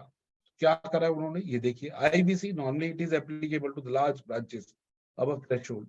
एक ये क्लॉज आपको अपनी ब्रांचेस में मिलेगा हमारे को। ईसीजीसी, एक सीजीटीएमएस, जितनी गवर्नमेंट स्कीम के अंदर जब हम एनपीए अकाउंट में प्रोविजनिंग करते हैं, हम लेते हैं पहले आउटस्टैंडिंग बैलेंस लेते हैं, उसके बाद लिखते हैं लेस सिक्योरिटी वैल्यू, फिर balance, then secured by ECGC और सीजीटीएमएस, उनकी परसेंटेज लगा करके वो काम करते हैं। अगर क्लेम ही रिजेक्ट हो गया तो मैं उनकी सिक्योरिटी को क्या करूंगा? चेक कर लेना। यही आरबीआई ने कहा, अगर क्लेम फाइल हुआ, रिजेक्ट हो गया, या क्लेम फाइल ही नहीं हुआ, या एलिजिबल नहीं है due to any reason, then इसकी सिक्योरिटी की वैल्यू नहीं लेनी है। This is what we should see. जितने केसेस डिक्री हो गए जरा उनकी लिस्ट लेना था। क्या डिक्री की एग्जीक्यूशन हो गई, नहीं हो गई? अगर डिले है तो then we should give a detail of this cases here. Next, non fund based. पहले क्या लिस्ट मांगते थे रिजर्व बैंक में एलएफआर में? Give the list of borrowers with detail of LC default और BG invoked and outstanding at the year end. अब वो at the year end word हटा दिया, उन्होंने लिख दिया ड्यूरिंग द ईयर। और ड्यूरिंग द ईयर का मतलब क्या है? मैं ब्रांच से पूरी लिस्ट मांगू कि जरा भाई ये बताओ आपकी ब्रांच में पूरे साल में कितनी एलसी डिवॉल्व हुई और बीजी इन्वोक हुई है, वो लिस्ट में इस लॉन्ग फॉर्म ऑडिट रिपोर्ट के फॉर्मेट के साथ लगाऊं और साथ में आईरेक नोट की कंप्लायंस भी देखूं। वहां पे क्या कहता है? If LC devolve BG invoke as in part in a separate account it should be treated as a part of the principal operating account. अगर हमारी ब्रांच में एलसी डिवॉल्व बीजी इन्वोक होती है तो हिसाब से तो क्या होना चाहिए? वो अमाउंट सीधी सीसीओटी में डेबिट हो जानी चाहिए और अकाउंट का ओवरड्यू कैलकुलेशन होना चाहिए। पर बैंक क्या कहता है? सीसी तो पूरी यूटिलाइज हुई है, वो पेमेंट हुई एलसी डिवॉल्व की, वो सीसी में डेबिट करने की बजाय सेपरेट अकाउंट में पार्क कर दी। आरबीआई ने कहा नहीं, आप सेपरेट पार्क नहीं कर सकते। अगर करोगे तो मान के चलो अगर वो उस दिन सीसीओटी में डेबिट हो जाती, क्या अकाउंट ओवरड्यू एनपीए बनता है? तो उसका भी हमारे को कमेंट दें। Interchangeability of fund based and non fund based on invocation of LC and development of LC and invocation of the BG. एक बरोबर को 10 करोड़ की तो सीसी की लिमिट दे रखी है, 10 करोड़ की एलसी की लिमिट दे रखी है, दोनों पूरी यूटिलाइज्ड है। एलसी डिवॉल्व हो गई 10 करोड़ में से 5 करोड़ की, तो बैंक को वो 5 करोड़ कहां डेबिट करने हैं? सीसी अकाउंट को, और सीसी को डेबिट करेंगे तो ओवरड्यू हो जाएगा और एनपी हो जाएगा। तो ब्रांच मैनेजर साहब क्या करेंगे? एलसी की लिमिट तो 10 से 5 कर देंगे क्योंकि 5 तो डिवॉल्व हो ही गई, और फंड बेस 10 से 15 कर देंगे ताकि उसका डेवलपमेंट पोर्शन वहां डेबिट होकर एकोमोडेशन हो जाए। आरबीआई ने कहा दिस इज नॉट परमिसिबल। अगर आपको ऐसा कोई केस मिलता है तो हमारे को यहाँ रिपोर्ट करना है। दूसरा है ये other than advance office accounts. Bank में जितने भी ऑफिस अकाउंट्स हैं, चाहे वो डेबिट के हैं क्रेडिट के हैं, उनका जरा ब्रेकअप मांग लीजिएगा। पुरानी एंट्रीज पड़ी हुई है, क्यों पड़ी हुई है? खासकर जो एसेट साइड में ऑफिस अकाउंट में पड़ी है, whether it is a loss, क्या खर्चे की अमाउंट वहां पे पड़ी हुई है which would be charge to the expenses account, जरा चेक कर लीजिए। एक लिस्ट और लीजिए बैंक से, कंटीजेंट लाइबिलिटीज। एलसीबीजी तो मैंने पहले डिस्कस कर लिया। Cases file against the branch के अगेंस्ट में किसी ने केस फाइल कर दिया, जरा उसका स्टेटस देख लीजिए, उसमें कंटीजेंट लाइबिलिटी कितनी बनती है वो देख लीजिए, उसकी प्रेजेंट वैल्यू कितनी निकलती है वो देख लीजिए। बैंक हमसे सर्टिफिकेट लेता है इसका, तो जरा उसको आप कंप्लीट कीजिएगा। और देखिए ये दोनों पॉइंट जो स्क्रीन पे दिखा रहा हूं, ये कंकरेंट ऑडिटर का काम है बेसिकली, बट आरबीआई ने अब एलएफआर में इंक्लूड कर लिया है तो हमको चेक करना पड़ेगा, हमारे पास कोई ऑप्शन नहीं है। उसमें दिया है अगर FCNR BFDs हैं, FCNR BFD क्या है बेसिकली, NRE अकाउंट की FD होती है। एक तो हमने सुना हुआ NRE account holder, NRE FD वो रुपी में होती है, और FCNR भी होती NRE ही की है, बट ये फॉरेन करेंसी में होती है। मैं डॉलर में डिपॉजिट मेंटेन कर रहा हूँ, that is the only difference, but both are being maintained by non residents. अब RBI ने क्या कहा, अगर बैंक में ऑटो रिन्यूअल हो, आजकल सिस्टम आ गया है, FD ऑटो रिन्यूअल दे देते हैं, ऑटो रिन्यू हो जाती है, पर NRE FD कौन रख सकता है? वही रख सकता है जिसका स्टेटस NRI का हो। RBI ने कहा जो FCNR FDR है, अगर रिन्यू हो रही है, ऑटो रिन्यू हो रही है, क्या बैंक ने अकाउंट होल्डर से एविडेंस लिया कि उसका आज का स्टेटस भी NRI का है? ये ऑडिटर को चेक करना है। अब ऑडिटर को इसमें क्या करना चाहिए, पहले तो ब्रांच से हम लिस्ट मांगे, जरा ये बताइए आपके यहाँ कितनी FCNR B की FD ऑटो रिन्यू हुई है ड्यूरिंग द ईयर। जरा पुनः आराम से बोलिए। तो ऑटो रिन्यू हुई है, अब उसमें से सैंपल उठा लीजिए और सैंपल लेके ब्रांच से पूछिए, बताइए ये ऑटो रिन्यू की FCNR B सिस्टम ने, आपने क्या पार्टी से, अकाउंट होल्डर से एविडेंस लिया कि वो स्टिल NRE स्टेटस है उसका? ये टेस्ट चेक बेसिस पे चेक करिए और अपने कमेंट्स दीजिए। नेक्स्ट, जो सेविंग अकाउंट है उस पे जो मिनिमम बैलेंस चार्जेस लगते हैं बैंक में, वो एज पर RBI गाइडलाइन है या नहीं? RBI का सर्कुलर आया था नवंबर 20, 2014 को, और वो सर्कुलर क्या कहता है कि भाई बैंक की पॉलिसी ये है कि जी सेविंग के अंदर 10,000 का बैलेंस मेंटेन करना है, अगर 10,000 मेंटेन नहीं करोगे तो 1,000 रुपए चार्जेस लग जाएंगे। तो RBI ने इस पे गाइडलाइंस दे दी कि ठीक है आप लगा सकते हो, और कब लगाओगे? पहले अकाउंट होल्डर को 30 दिन का मैसेज दोगे, कहोगे साहब 30 दिन में इसको आप शॉर्टफॉल को पूरा कर लो, अगर मैं कर लेता हूं तो कोई चार्जेस नहीं लगेंगे, पर notice is must, intimation is must, और अगर मैं नहीं करता हूं तो चार्जेस लगेंगे, पर वो भी कितने लगेंगे ये देखिए आप। बैंक कहता है 10,000 रुपए मेंटेन नहीं करोगे तो 1,000 रुपए चार्जेस लगेंगे। मैं 6,000 रुपए तो मेंटेन किए थे मैंने, 4,000 ही तो नहीं करे ना, तो 4,000 के बराबर प्रोपोर्शनेट शॉर्टफॉल कितना आया, 400 रुपए के चार्जेस, 400 लगेंगे, 1,000 नहीं लगेंगे। ये RBI की गाइडलाइन है, टेस्ट चेक बेसिस पे इसको देख लीजिएगा। एक आज यहाँ दो क्लॉज हैं गोल्ड बुलियन के, ये फॉर्मेट रिजर्व बैंक को इंस्टीट्यूट ने सबमिट किया था जब चोपड़ा सर प्रेसिडेंट थे, मुझे ध्यान है क्योंकि I was a member of that group. उस टाइम पे बैंक जो है गोल्ड कॉइन सेल करते थे, आप लोगों को ध्यान होगा, पर आज की तारीख में बैंक्स गोल्ड कॉइन सेल नहीं करते। तो इन दो क्लॉजेस की रिलेवेंस आज की तारीख में कहां तक रह गई है, कुछ ब्रांचेस में पुराना स्टॉक कॉइन्स का मिलेगा हमारे को, उनको उसकी verification, stock maintenance, physical verification, reconciliation, वहां तक रिलेवेंस इन दो क्लॉजेस की है। Please take care of it and comment accordingly. आगे आ जाइए, ये नीरव मोदी जी से आया था, whether there is a system which is not integrated to CBS, बड़ा मुश्किल जवाब देना इसका। तो एज ऑडिटर मैं ब्रांच में जाता हूँ, मेरे को क्या पता कि ब्रांच मैनेजर टैली यूज कर रहा है या कंप्यूटेक्स यूज कर रहा है या कोई और ऐसा सॉफ्टवेयर यूज कर रहा है जो CBS से इंटीग्रेटेड नहीं है, मुझे कैसे पता लगेगा? भाई मेरे पास दो हथियार तो है, एक तो IT ऑडिट की रिपोर्ट, एक कंकरेंट ऑडिट की रिपोर्ट अगर हुआ है, एक इंटरनल ऑडिट की रिपोर्ट अगर हुआ है, 3, चौथा मेरे को मैनेजमेंट रिप्रेजेंटेशन लेना है कि ब्रांच में all systems are integrated, that we have to comment on the basis of that.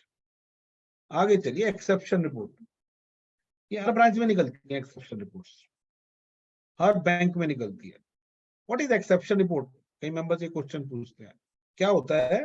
Bank अपना रिस्क देखता है, अपना सिस्टम रिस्क देखता है, उनके कौन कौन सी लूप होल्स हैं, क्या क्या ऑब्जर्वेशन कंकरेंट किया है, क्या क्या इंस्पेक्शन किया है, क्या क्या ऊपर से अपने प्रोडक्ट के रिस्क, उनको देखने के बाद बैंक डिसाइड करता है कि इन चीजों की चेकिंग तो डेली होनी चाहिए। और वो exception report bank to bank can differ. For example, overdraft given beyond power, entry staff ने डाल दी जो उसकी पावर में नहीं थी।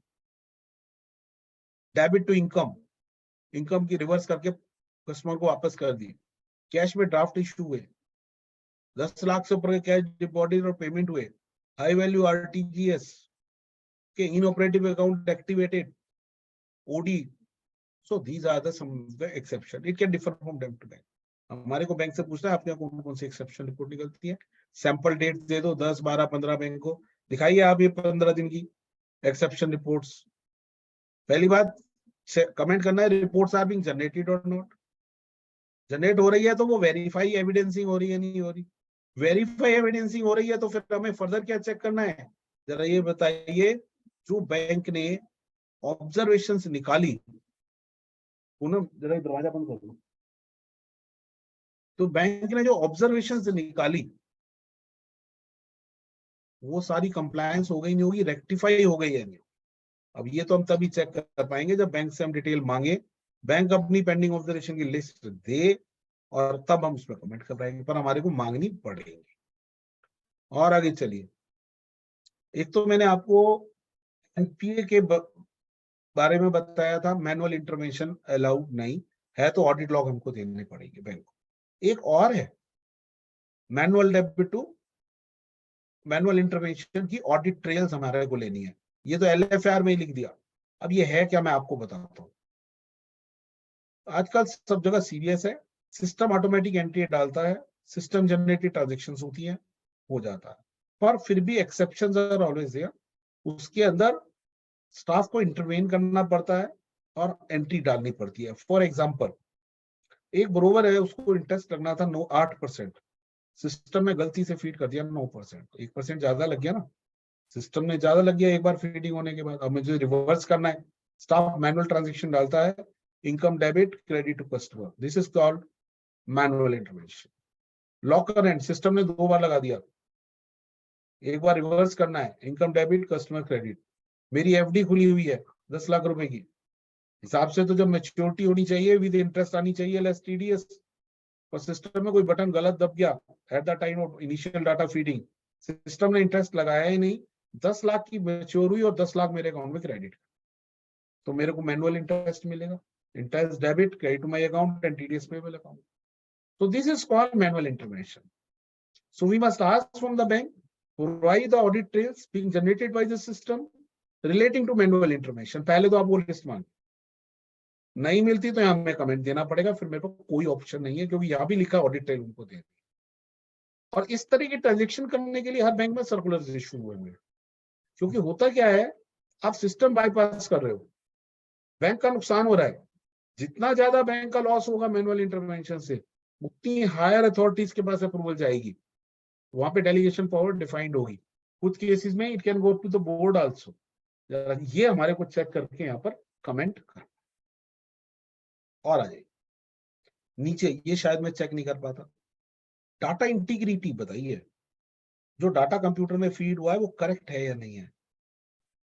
टेस्ट चेक बेसिस पे आप अपने ओपिनियन फर्निश कीजिए। मेरे को क्या पता बैंक का कौन सा डाटा हेड ऑफिस में कौन सी एमआईएस बनाने के लिए यूज हो रहा है, आई डोंट नो। मैं पूरी ब्रांच के डाटा फीडिंग को करेक्टनेस कंफर्म नहीं कर सकता। यहाँ पे स्कोप लिमिटेशन देकर आइएगा, क्या चीज हमने चेक करी जिसकी वजह से हमारे को ये कमेंट देना पड़ा। आप क्लीन चिट नहीं दे सकते इस पॉइंट के ऊपर। भाई बैंक की कंकरेंट ऑडिट रिपोर्ट, उसमें कोई हमें इश्यू मिला है क्या डाटा इंटीग्रिटी का, या बैंक में मित्रा कमेटी रिकमेंडेशन में रीचेकिंग होती है, रीवेरिफिकेशन ऑफ वाउचर, उसमें कोई डाटा मिला है क्या हमको, एक्सेप्शन रिपोर्ट में कोई ऑब्जर्वेशन आई है क्या डाटा फीडिंग को लेकर के, डाटा करेक्टनेस इनकरेक्टनेस को लेकर के, और जो मैंने ऑडिट किया उसमें मुझे कुछ मिला है क्या। Whatever I have seen, सारा तो मैं देख ही नहीं सकता। If yes, then make a suitable comment in this clause. Give the scope limitation, that word I am again used. Next comes inter branch account. ये क्या है, मेरे सीनियर मेंबर्स अगर कुछ लाइन पे होंगे तो उनको पता होगा कि पुराने फॉर्मेट के अंदर 4 क्लॉज होते थे इंटर ब्रांच के, इंटर सोल अकाउंट भी कहते हैं कुछ बैंक्स के अंदर, अब सिर्फ एक ही है। क्यों? एक टाइम था जब इंटर ब्रांच अकाउंट्स बैंक के रिकंसाइल नहीं होते थे, पर आज की तारीख में एनीवेयर बैंकिंग है, सीबीएस परफेक्ट है, हर बैंक के हर ब्रांच के इंटर ब्रांच अकाउंट का रिकंसिलिएशन डेली बेसिस पे बनता है। ये मैं एक एग्जांपल से समझाने की कोशिश करूंगा, आपको समझ में आ जाएगी। ये वो क्लॉज है, हर ब्रांच को इफेक्ट करता है। ये छोटी से छोटी ब्रांच को भी करता है, जो अभी 2 दिन पहले खुली है ना, उसको भी करता है। ये चीज ध्यान रखना, 2 दिन पहले भी खुली है उसको भी एप्लीकेबल है ये क्लॉज। कैसे, आप सुनिए। मैं एक ब्रांच का ऑडिटर हूं, मैंने 20 लाख रुपए करेंसी चेस्ट ब्रांच को भेजे, मेरे पास कैश फालतू था, तो मैं क्या एंट्री डालूंगा? Cash credit debit to currency chest branch. और करेंसी चेस्ट ब्रांच को कैसे डेबिट करूंगा? Through inter branch account. Inter branch account में एंट्री डालूंगा debit to currency chest branch with the instruction आपको 20 लाख रुपए कैश भेज दिया। ब्रांच से ट्रंक निकला कैश का 20 लाख का, गाड़ी से करेंसी चेस्ट ब्रांच पहुंच गया। जैसे ही उनको 20 लाख का ट्रंक मिला, वो एंट्री क्या डालेंगे अपने? कैश डेबिट, क्योंकि उनको 20 लाख कैश मिला। क्रेडिट टू माई ब्रांच, कहां से आया? मेरी ब्रांच से गया। मेरी ब्रांच ने डेबिट एंट्री रेज करी, उन्होंने क्रेडिट रेज करी, वो नॉक ऑफ हो गए, रिकंसाइल हो गया, कोई एंट्री पेंडिंग नहीं है। अब हुआ क्या? जब वो 20 लाख का कैश काउंट हुआ करेंसी चेस्ट में, उनको 20,000 रुपए की कैश शॉर्टेज मिली। अब कैश शॉर्टेज, वो करेंसी चेस्ट का स्टाफ अपनी जेब से तो देगा नहीं, वो क्या करेगा? अपने यहाँ कैश क्रेडिट करेगा 20,000 डेबिट टू माई ब्रांच, मेरी ब्रांच को डेबिट करेगा विद द इंस्ट्रक्शन, सर ये 20,000 पे शॉर्ट मिले हैं, आप अपने आप बुक कीजिए शॉर्टेज को। अब वो एंट्री इंटर ब्रांच रिकंसिलिएशन में खड़ी हो गई। Entry raised by other branches on my branch, but my branch has not responded. अब पॉइंट ये है, ये एंट्री मेरे को पता कैसे लगेगी? रूटीन में नहीं पता लगेगी जीएल से। हर ब्रांच मैनेजर की टेबल पर एवरी मॉर्निंग एक रिपोर्ट होती है, that is called inter branch reconciliation. नाम अलग अलग हो सकता है बैंक में, which gives the detail of entries raised by other branches on my branch, but my branch has not responded. जरा वो लिस्ट उठा लीजिए। जब हमने एक ब्रांच की लिस्ट उठाई तो उसमें ये एंट्री हमको मिली थी, 20,000 की शॉर्टेज थी, करेंसी चेस्ट में मिली थी, जो मुझे रिस्पॉन्ड करनी थी। मुझे रिस्पॉन्ड कैसे करनी पड़ेगी? वो या तो मैं स्टाफ को डेबिट करूंगा, या कस्टमर को डेबिट करूंगा किसी को ढूंढ करके, या बैंक में लॉस बुक करूंगा। अल्टीमेटली एमओसी बन गया 31 मार्च का। तो 1 अप्रैल को वो लिस्ट उठाई है। ये तो एक एग्जांपल है, there can be more than that entries in that. अगर मिलती है और चेक कर लीजिए, उनके डालने से मेरा एमओसी बनता है, then I have to give MOC for that. और चलिए फ्रॉड्स, ये तो इसमें तीनों क्लॉज बड़े क्लियर हैं। ये डाटा हमें ब्रांच से मिलेगा, ब्रांच ने कितने फ्रॉड रिपोर्ट करें, आरबीआई की रिपोर्टिंग हुई नहीं हुई, कितने सस्पेक्टेड और लाइकली फ्रॉड रिपोर्ट करें, उनका क्या स्टेटस है इन्वेस्टिगेशन का, that we can. And in respect of other fraud, आपको जो चेकिंग करते टाइम हमारे को मिली डिटेल्स, या हमें लगता है कि सिस्टम वीक है, it can lead to the fraud, that we should comment on this. So these are the list is to be given. एक चीज ध्यान रखना, आरबीआई ने आईरैक नॉर्म में क्लियर कर दिया, if there is a fraud 100% provision is to be made irrespective of value of security. Last but not least, KYC AML। KYC तो हम चेक कर ही सकते हैं, 10-15 अकाउंट, 10-15 अकाउंट हमने कर लिए अकाउंट ओपनिंग फॉर्म के, KYC चेक करने के लिए भाई बैंक की सेविंग की पॉलिसी क्या है, क्या क्या डॉक्यूमेंट लेना है, फोटो लिए नहीं लिए, इंट्रोडक्शन लिया नहीं लिया, आधार का नंबर लिया नहीं लिया, पैन नंबर लिया नहीं लिया, अगर लिया तो सिस्टम में करेक्टली अपडेटेड है नहीं है, सेल्फ अटेस्टेड है या नहीं है, ये सब चीजें बैंक के सर्कुलर से मिल जाएंगी, दैट वी कैन डू। कुछ करंट अकाउंट भी कर सकते हैं, तो मिक्स बैक करके सैंपल हम दे सकते हैं। प्रॉब्लम आती है एंटी मनी लॉन्ड्रिंग को लेकर, it is a difficult thing, it is very difficult कि मैं आज बैंक को एक क्लीन चिट दे दूं कि मेरी ब्रांच में कोई एमएल नहीं हुआ। एमएल तो भाई कहीं भी हो सकता है, यहाँ पे स्कोप लिमिटेशन डिफाइन कीजिएगा। बैंक से मांगिए सीटीआर की, cash transaction reporting high value, suspicious transaction reporting मांगिए, और उसके बाद उनको रिव्यू कीजिए, क्योंकि एएमएल की गाइडलाइंस क्या कहती है, bank should ensure that the nature of transaction should commensurate with the nature of business. एक अकाउंट है, बिना पैन के 50,000 रुपए से कैश जमा हो रहा है, नॉट अलाउड, फॉर्म 60 पैन के बिना। कैश में डीडी इशू हो रहे हैं बल्क में, इनवर्ट कैश लिमिटेंसीज हो रही हैं और कैश निकल रहा है, फॉरेन करेंसी इन्वर्ट हो रही है और कैश निकल रहा है, कैश जमा हो रहा है, आउटवर्ड रेमिटेंसेस हो रही हैं, 10-10 लाख से ऊपर की कैश रिसीट और पेमेंट हो रही है, और ब्रांच पार्टी से ये भी नहीं पूछ रही है कि भैया जमा किया तो कहां से आया और निकाल रहा है तो किस लिए निकाल रहा है। हाई वैल्यू आरटीजीएस एनईएफटी, नया अकाउंट खुला, कैश जमा हुआ, आरटीजीएस एनईएफटी हो गया। So these are some of the example of this. ये चेकिंग कीजिए और लिखिए, हमने ये चेक किया था, उसकी चेकिंग के बेस पे हमारी ये ऑब्जर्वेशन है। Scope limitation is must. और आ जाइए, एक इसके अंदर एक क्लॉज है लॉन्ग फॉर्म ऑडिट रिपोर्ट के अंदर, इनऑपरेटिव अकाउंट एक्टिवेटेड, उसकी भी ऑडिट लीजिए, वो भी बड़ा हाई रिस्क है।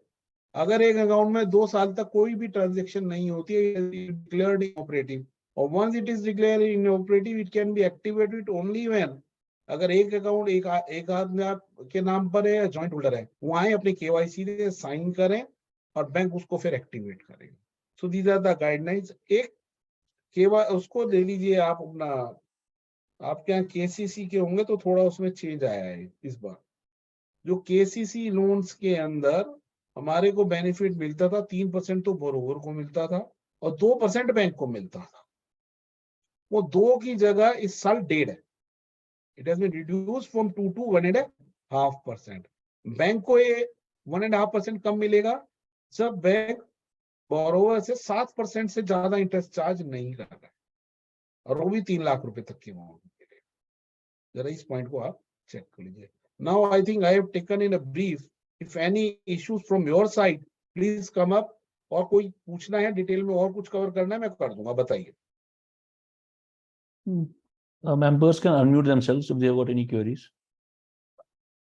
या चैट बॉक्स में भी टाइप कर सकते हैं।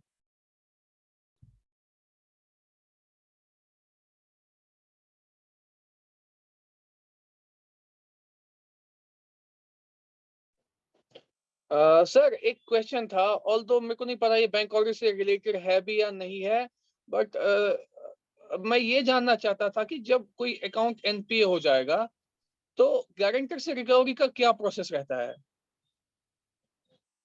देखिए, जिंदगी में गारंटी तब देना, बहुत सोच के किसी की भी गारंटी या किसी का भी बॉन्ड साइन करना, बहुत सोच समझ के करना। अगर बोरोवर भाग गया, अब्सकॉन्डिंग हो गया और उसकी कोई एसेट बैंक को नहीं मिलती है, तो आप ये समझ लो उसके बाद गारंटर का ही नंबर है। हमने गारंटर की प्रॉपर्टी भी अटैच होती हुई देखी है। तो कभी भी गारंटर प्रोसेस अल्टीमेटली पहले बैंक सारे रिसोर्स एग्जॉस्ट कर लेगा कि जिसको पैसा दिया है उससे पैसा जितना भी हो सकता है आ जाए। अगर नहीं आता तो फिर गारंटर का नंबर है। नहीं सर, बेसिकली मैं ये क्यों पूछ रहा था, जैसे मैं आपको यहाँ पे जे&के बैंक की एग्जांपल दूं। जे&के बैंक सिंपली क्या करता है कि जैसे उसको लगा कि कोई अकाउंट पोटेंशियल एनपीए है या एनपीए हो चुका है, वो डायरेक्टली उठा के विदाउट एनी नोटिस और एनीथिंग गारंटर के अकाउंट से उठा के पैसा डेबिट करके इस अकाउंट में क्रेडिट कर देता है। तो हमने कई बार बोला था कि एक माल प्रैक्टिस है, ये सही नहीं है, तो इस बारे में मैं जानना चाहता क्या ये सही प्रैक्टिस है? बिकॉज सही प्रैक्टिस तो ये है, पहले बैंक पूरी प्रोबेबिलिटी केस फाइल करेगा उसके ऊपर। नॉर्मली जो बैंक्स में मैंने देखा यही होता है, पहले बैंक उस पर केस फाइल करता है, उसकी प्रॉपर्टीज अटैच करता है, गारंटर को साथ ही साथ लूप में रखता है। जब केस फाइल होगा गारंटर के पर्टिकुलर्स भी जाते हैं, तो फर्स्ट तो पहले उनका होगा और उसका नहीं होगा तो फिर गारंटर। मतलब आप ये समझ लीजिए, नोटिस तो जाना चाहिए, नोटिस तो जाना चाहिए ना। ऐसे ही साफ गारंटर जिसने दे रखी है उसे खुद पता होता है किसको इसकी क्या हालत हो रही है। गारंटर को पहले ही पता लग जाता है, उसकी नींद पहले ही खराब हो जाती है। ये तो बात आप मान के चलो। और बताइए, एनी अदर इशू? सर एक क्वेरी है, बताइए। ये ऑडिट से तो नहीं रिलेटेड है डायरेक्टली, जिस हिसाब से सर्कुलर्स आ रहे हैं 2020 से या उससे पहले, या जैसे आपने समझाया या पहले अमरजीत ने बताया, तो audit is a lengthy process, इसमें टाइम लगेगा, कितना भी हम कोशिश करें जल्दी करने की, minimum time consumption is there, but all banks are giving deadline, giving giving very short period, which is not even humanly possible. Forget about, which is not even theoretically possible. Forget about humanly. How to deal with such situation? This is a very critical situation. This is not a critical, sir. This is not a critical situation. Point is this: हम सारे साल income tax की practice करते हैं, सारे साल income tax के circular पढ़ते हैं, नोटिफिकेशन पढ़ते हैं, आरओसी की प्रैक्टिस करते हैं, सब चीजें पढ़ते हैं, पर बैंक ऑडिट क्या होता है, हम फरवरी तक तो कुछ सोचते ही नहीं। हमें पता है जबकि हमारा नाम पैनल में है और हमारा ऑडिट आना है मार्च या अप्रैल के अंदर, तो एटलीस्ट RBI.org.in पूरे साल खुली रहती है। सारे मास्टर सर्कुलर अलग से भी दिए हुए हैं। अगर महीने में, अगर आपकी बात का मैं ये जवाब दे रहा हूँ, पॉसिबल नहीं है। Knowledge updation is must. और पर जब ऑडिट आ जाता है फिर हम सोचते हैं 2 दिन में कितनी नॉलेज अपडेट करेंगे। है तो इशू ये सर, नहीं वो इशू नहीं सर, वो इशू नहीं है।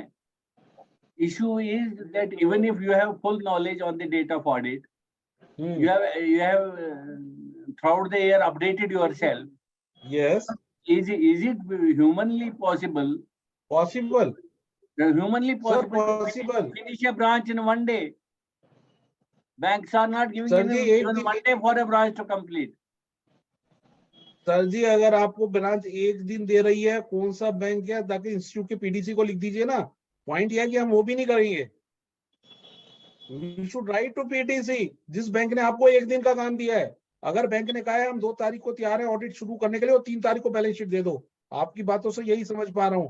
अगर ये केस है और राइटिंग में अवेलेबल है, write to PTC। We should make a complaint of this।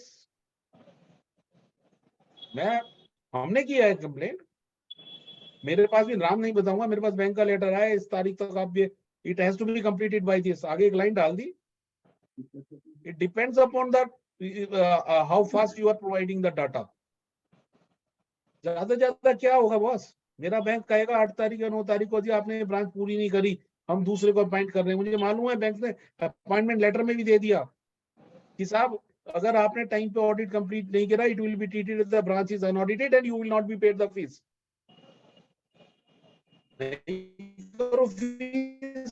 करके तो देखे, let them do। I got the calls in some of the banks।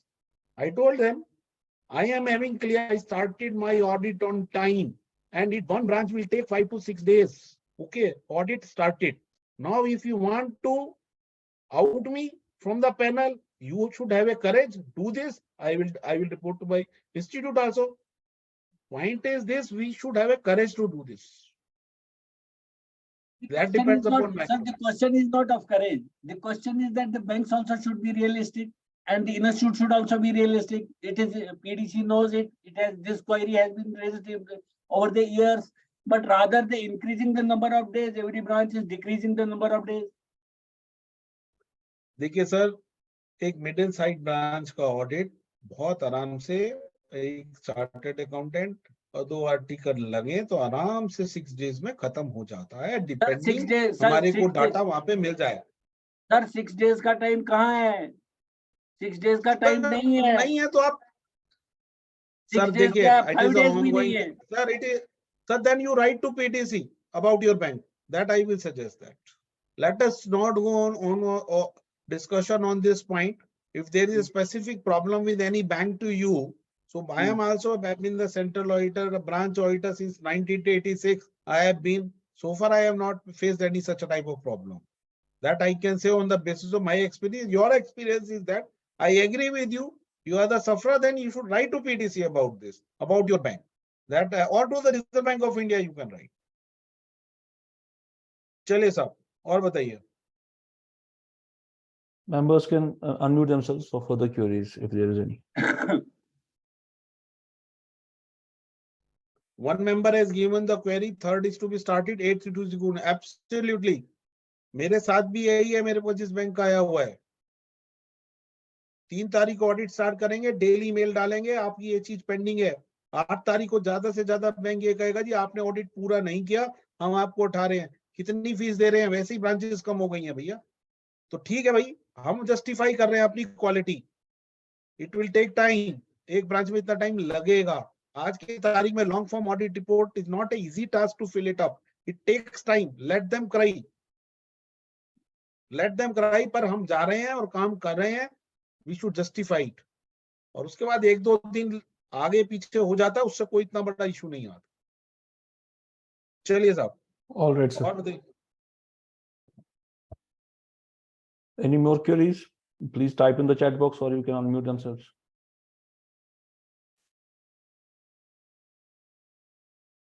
One member got 4 branches, he is very lucky. In chat box, we have 4 branches. You are very lucky, sir. इसको छुपा लो, ज्यादा अच्छा रहेगा। RBI का circular आ गया, 2 से ज्यादा नहीं देनी। चलिए साहब, और बताइए।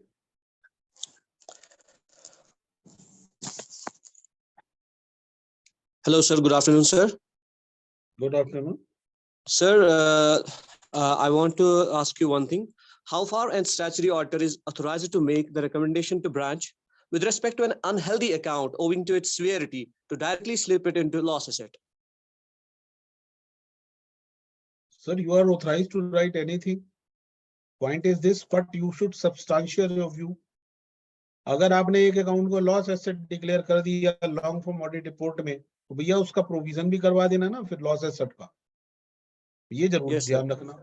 पावर में है आपकी। आपको अगर लगता है कोई चीज गलत है और आईरेक नॉर्म का नॉन कंप्लायंस है, तो आप एलएफआर में भी दीजिए, पर साथ के साथ एमओसी जरूर दे क्या ये मेरी आपसे। सर एक एग्जांपल मैं आपसे शेयर करना चाहता हूँ। सर फॉर एग्जांपल एक सीसी लिमिट दी गई है अकाउंट होल्डर को। सर उसके साथ साथ उसे एक ओडी दिया गया है विदाउट सबस्टेंशिएटिंग एनी गारंटी और विद रेस्पेक्ट और एनी सिक्योरिटी, उसको ओडी दिया जाता है कंटिन्यूअसली। सर लेकिन वो डायरेक्टली वो अकाउंट ओवर लिमिट हो रहा है। So can it be possible, can we recommend this account to directly as a loss asset? Sir CC का कोई भी अकाउंट ऐसे लॉस नहीं कर सकते सर। लॉस की गाइडलाइंस अलग हैं। अगर total value of security available along with the collateral and all this is less than the 10% of the outstanding, then only it can be loss. Loss आप कर सकते हो अगर सब कुछ उसका बंद हो गया। Point is this, CC account को जो भी करो आप पूरी फाइल पढ़ो। सीसी अकाउंट एक वो अकाउंट है बिना फाइल पढ़े, बिना सर्कमस्टांसेस, बिना सब्सटेंशिएशन के हम कुछ नहीं कर सकते। एमओसी के साथ आपको रीजनिंग जरूर देनी पड़ेगी। This is not a one-line reply we can give, but we should see all the documents, CMA data, क्या स्टॉक स्टेटमेंट आ रही है, क्या रिन्यूअल हो रहे हैं, किस ढंग से हो रहे हैं, क्या ऑपरेशन है, बैंक उसको अगर ओडी दे रहा है तो किस क्लॉज में दे रहा है, क्यों फंडिंग कर रहा है, उसको रेगुलराइज करने के लिए कर रहा है। सो ये सब चीजें जब ब्रांच में हम जाएंगे ऑडिट में देखेंगे, उसके कॉल के ऊपर डिसाइड होगा, because ultimately you are sitting there, you have to take call on this. Okay, thank you sir. Upon the case to case. Yes sir, thank you very much sir. Any other?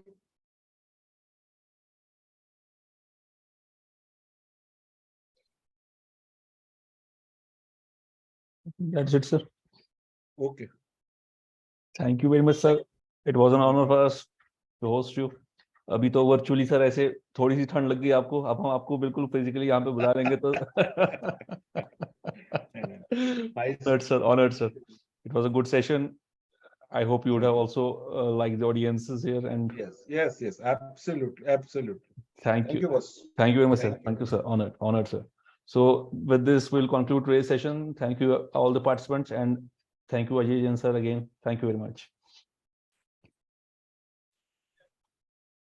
Okay, Ishfaq sir, let's connect. Thank you.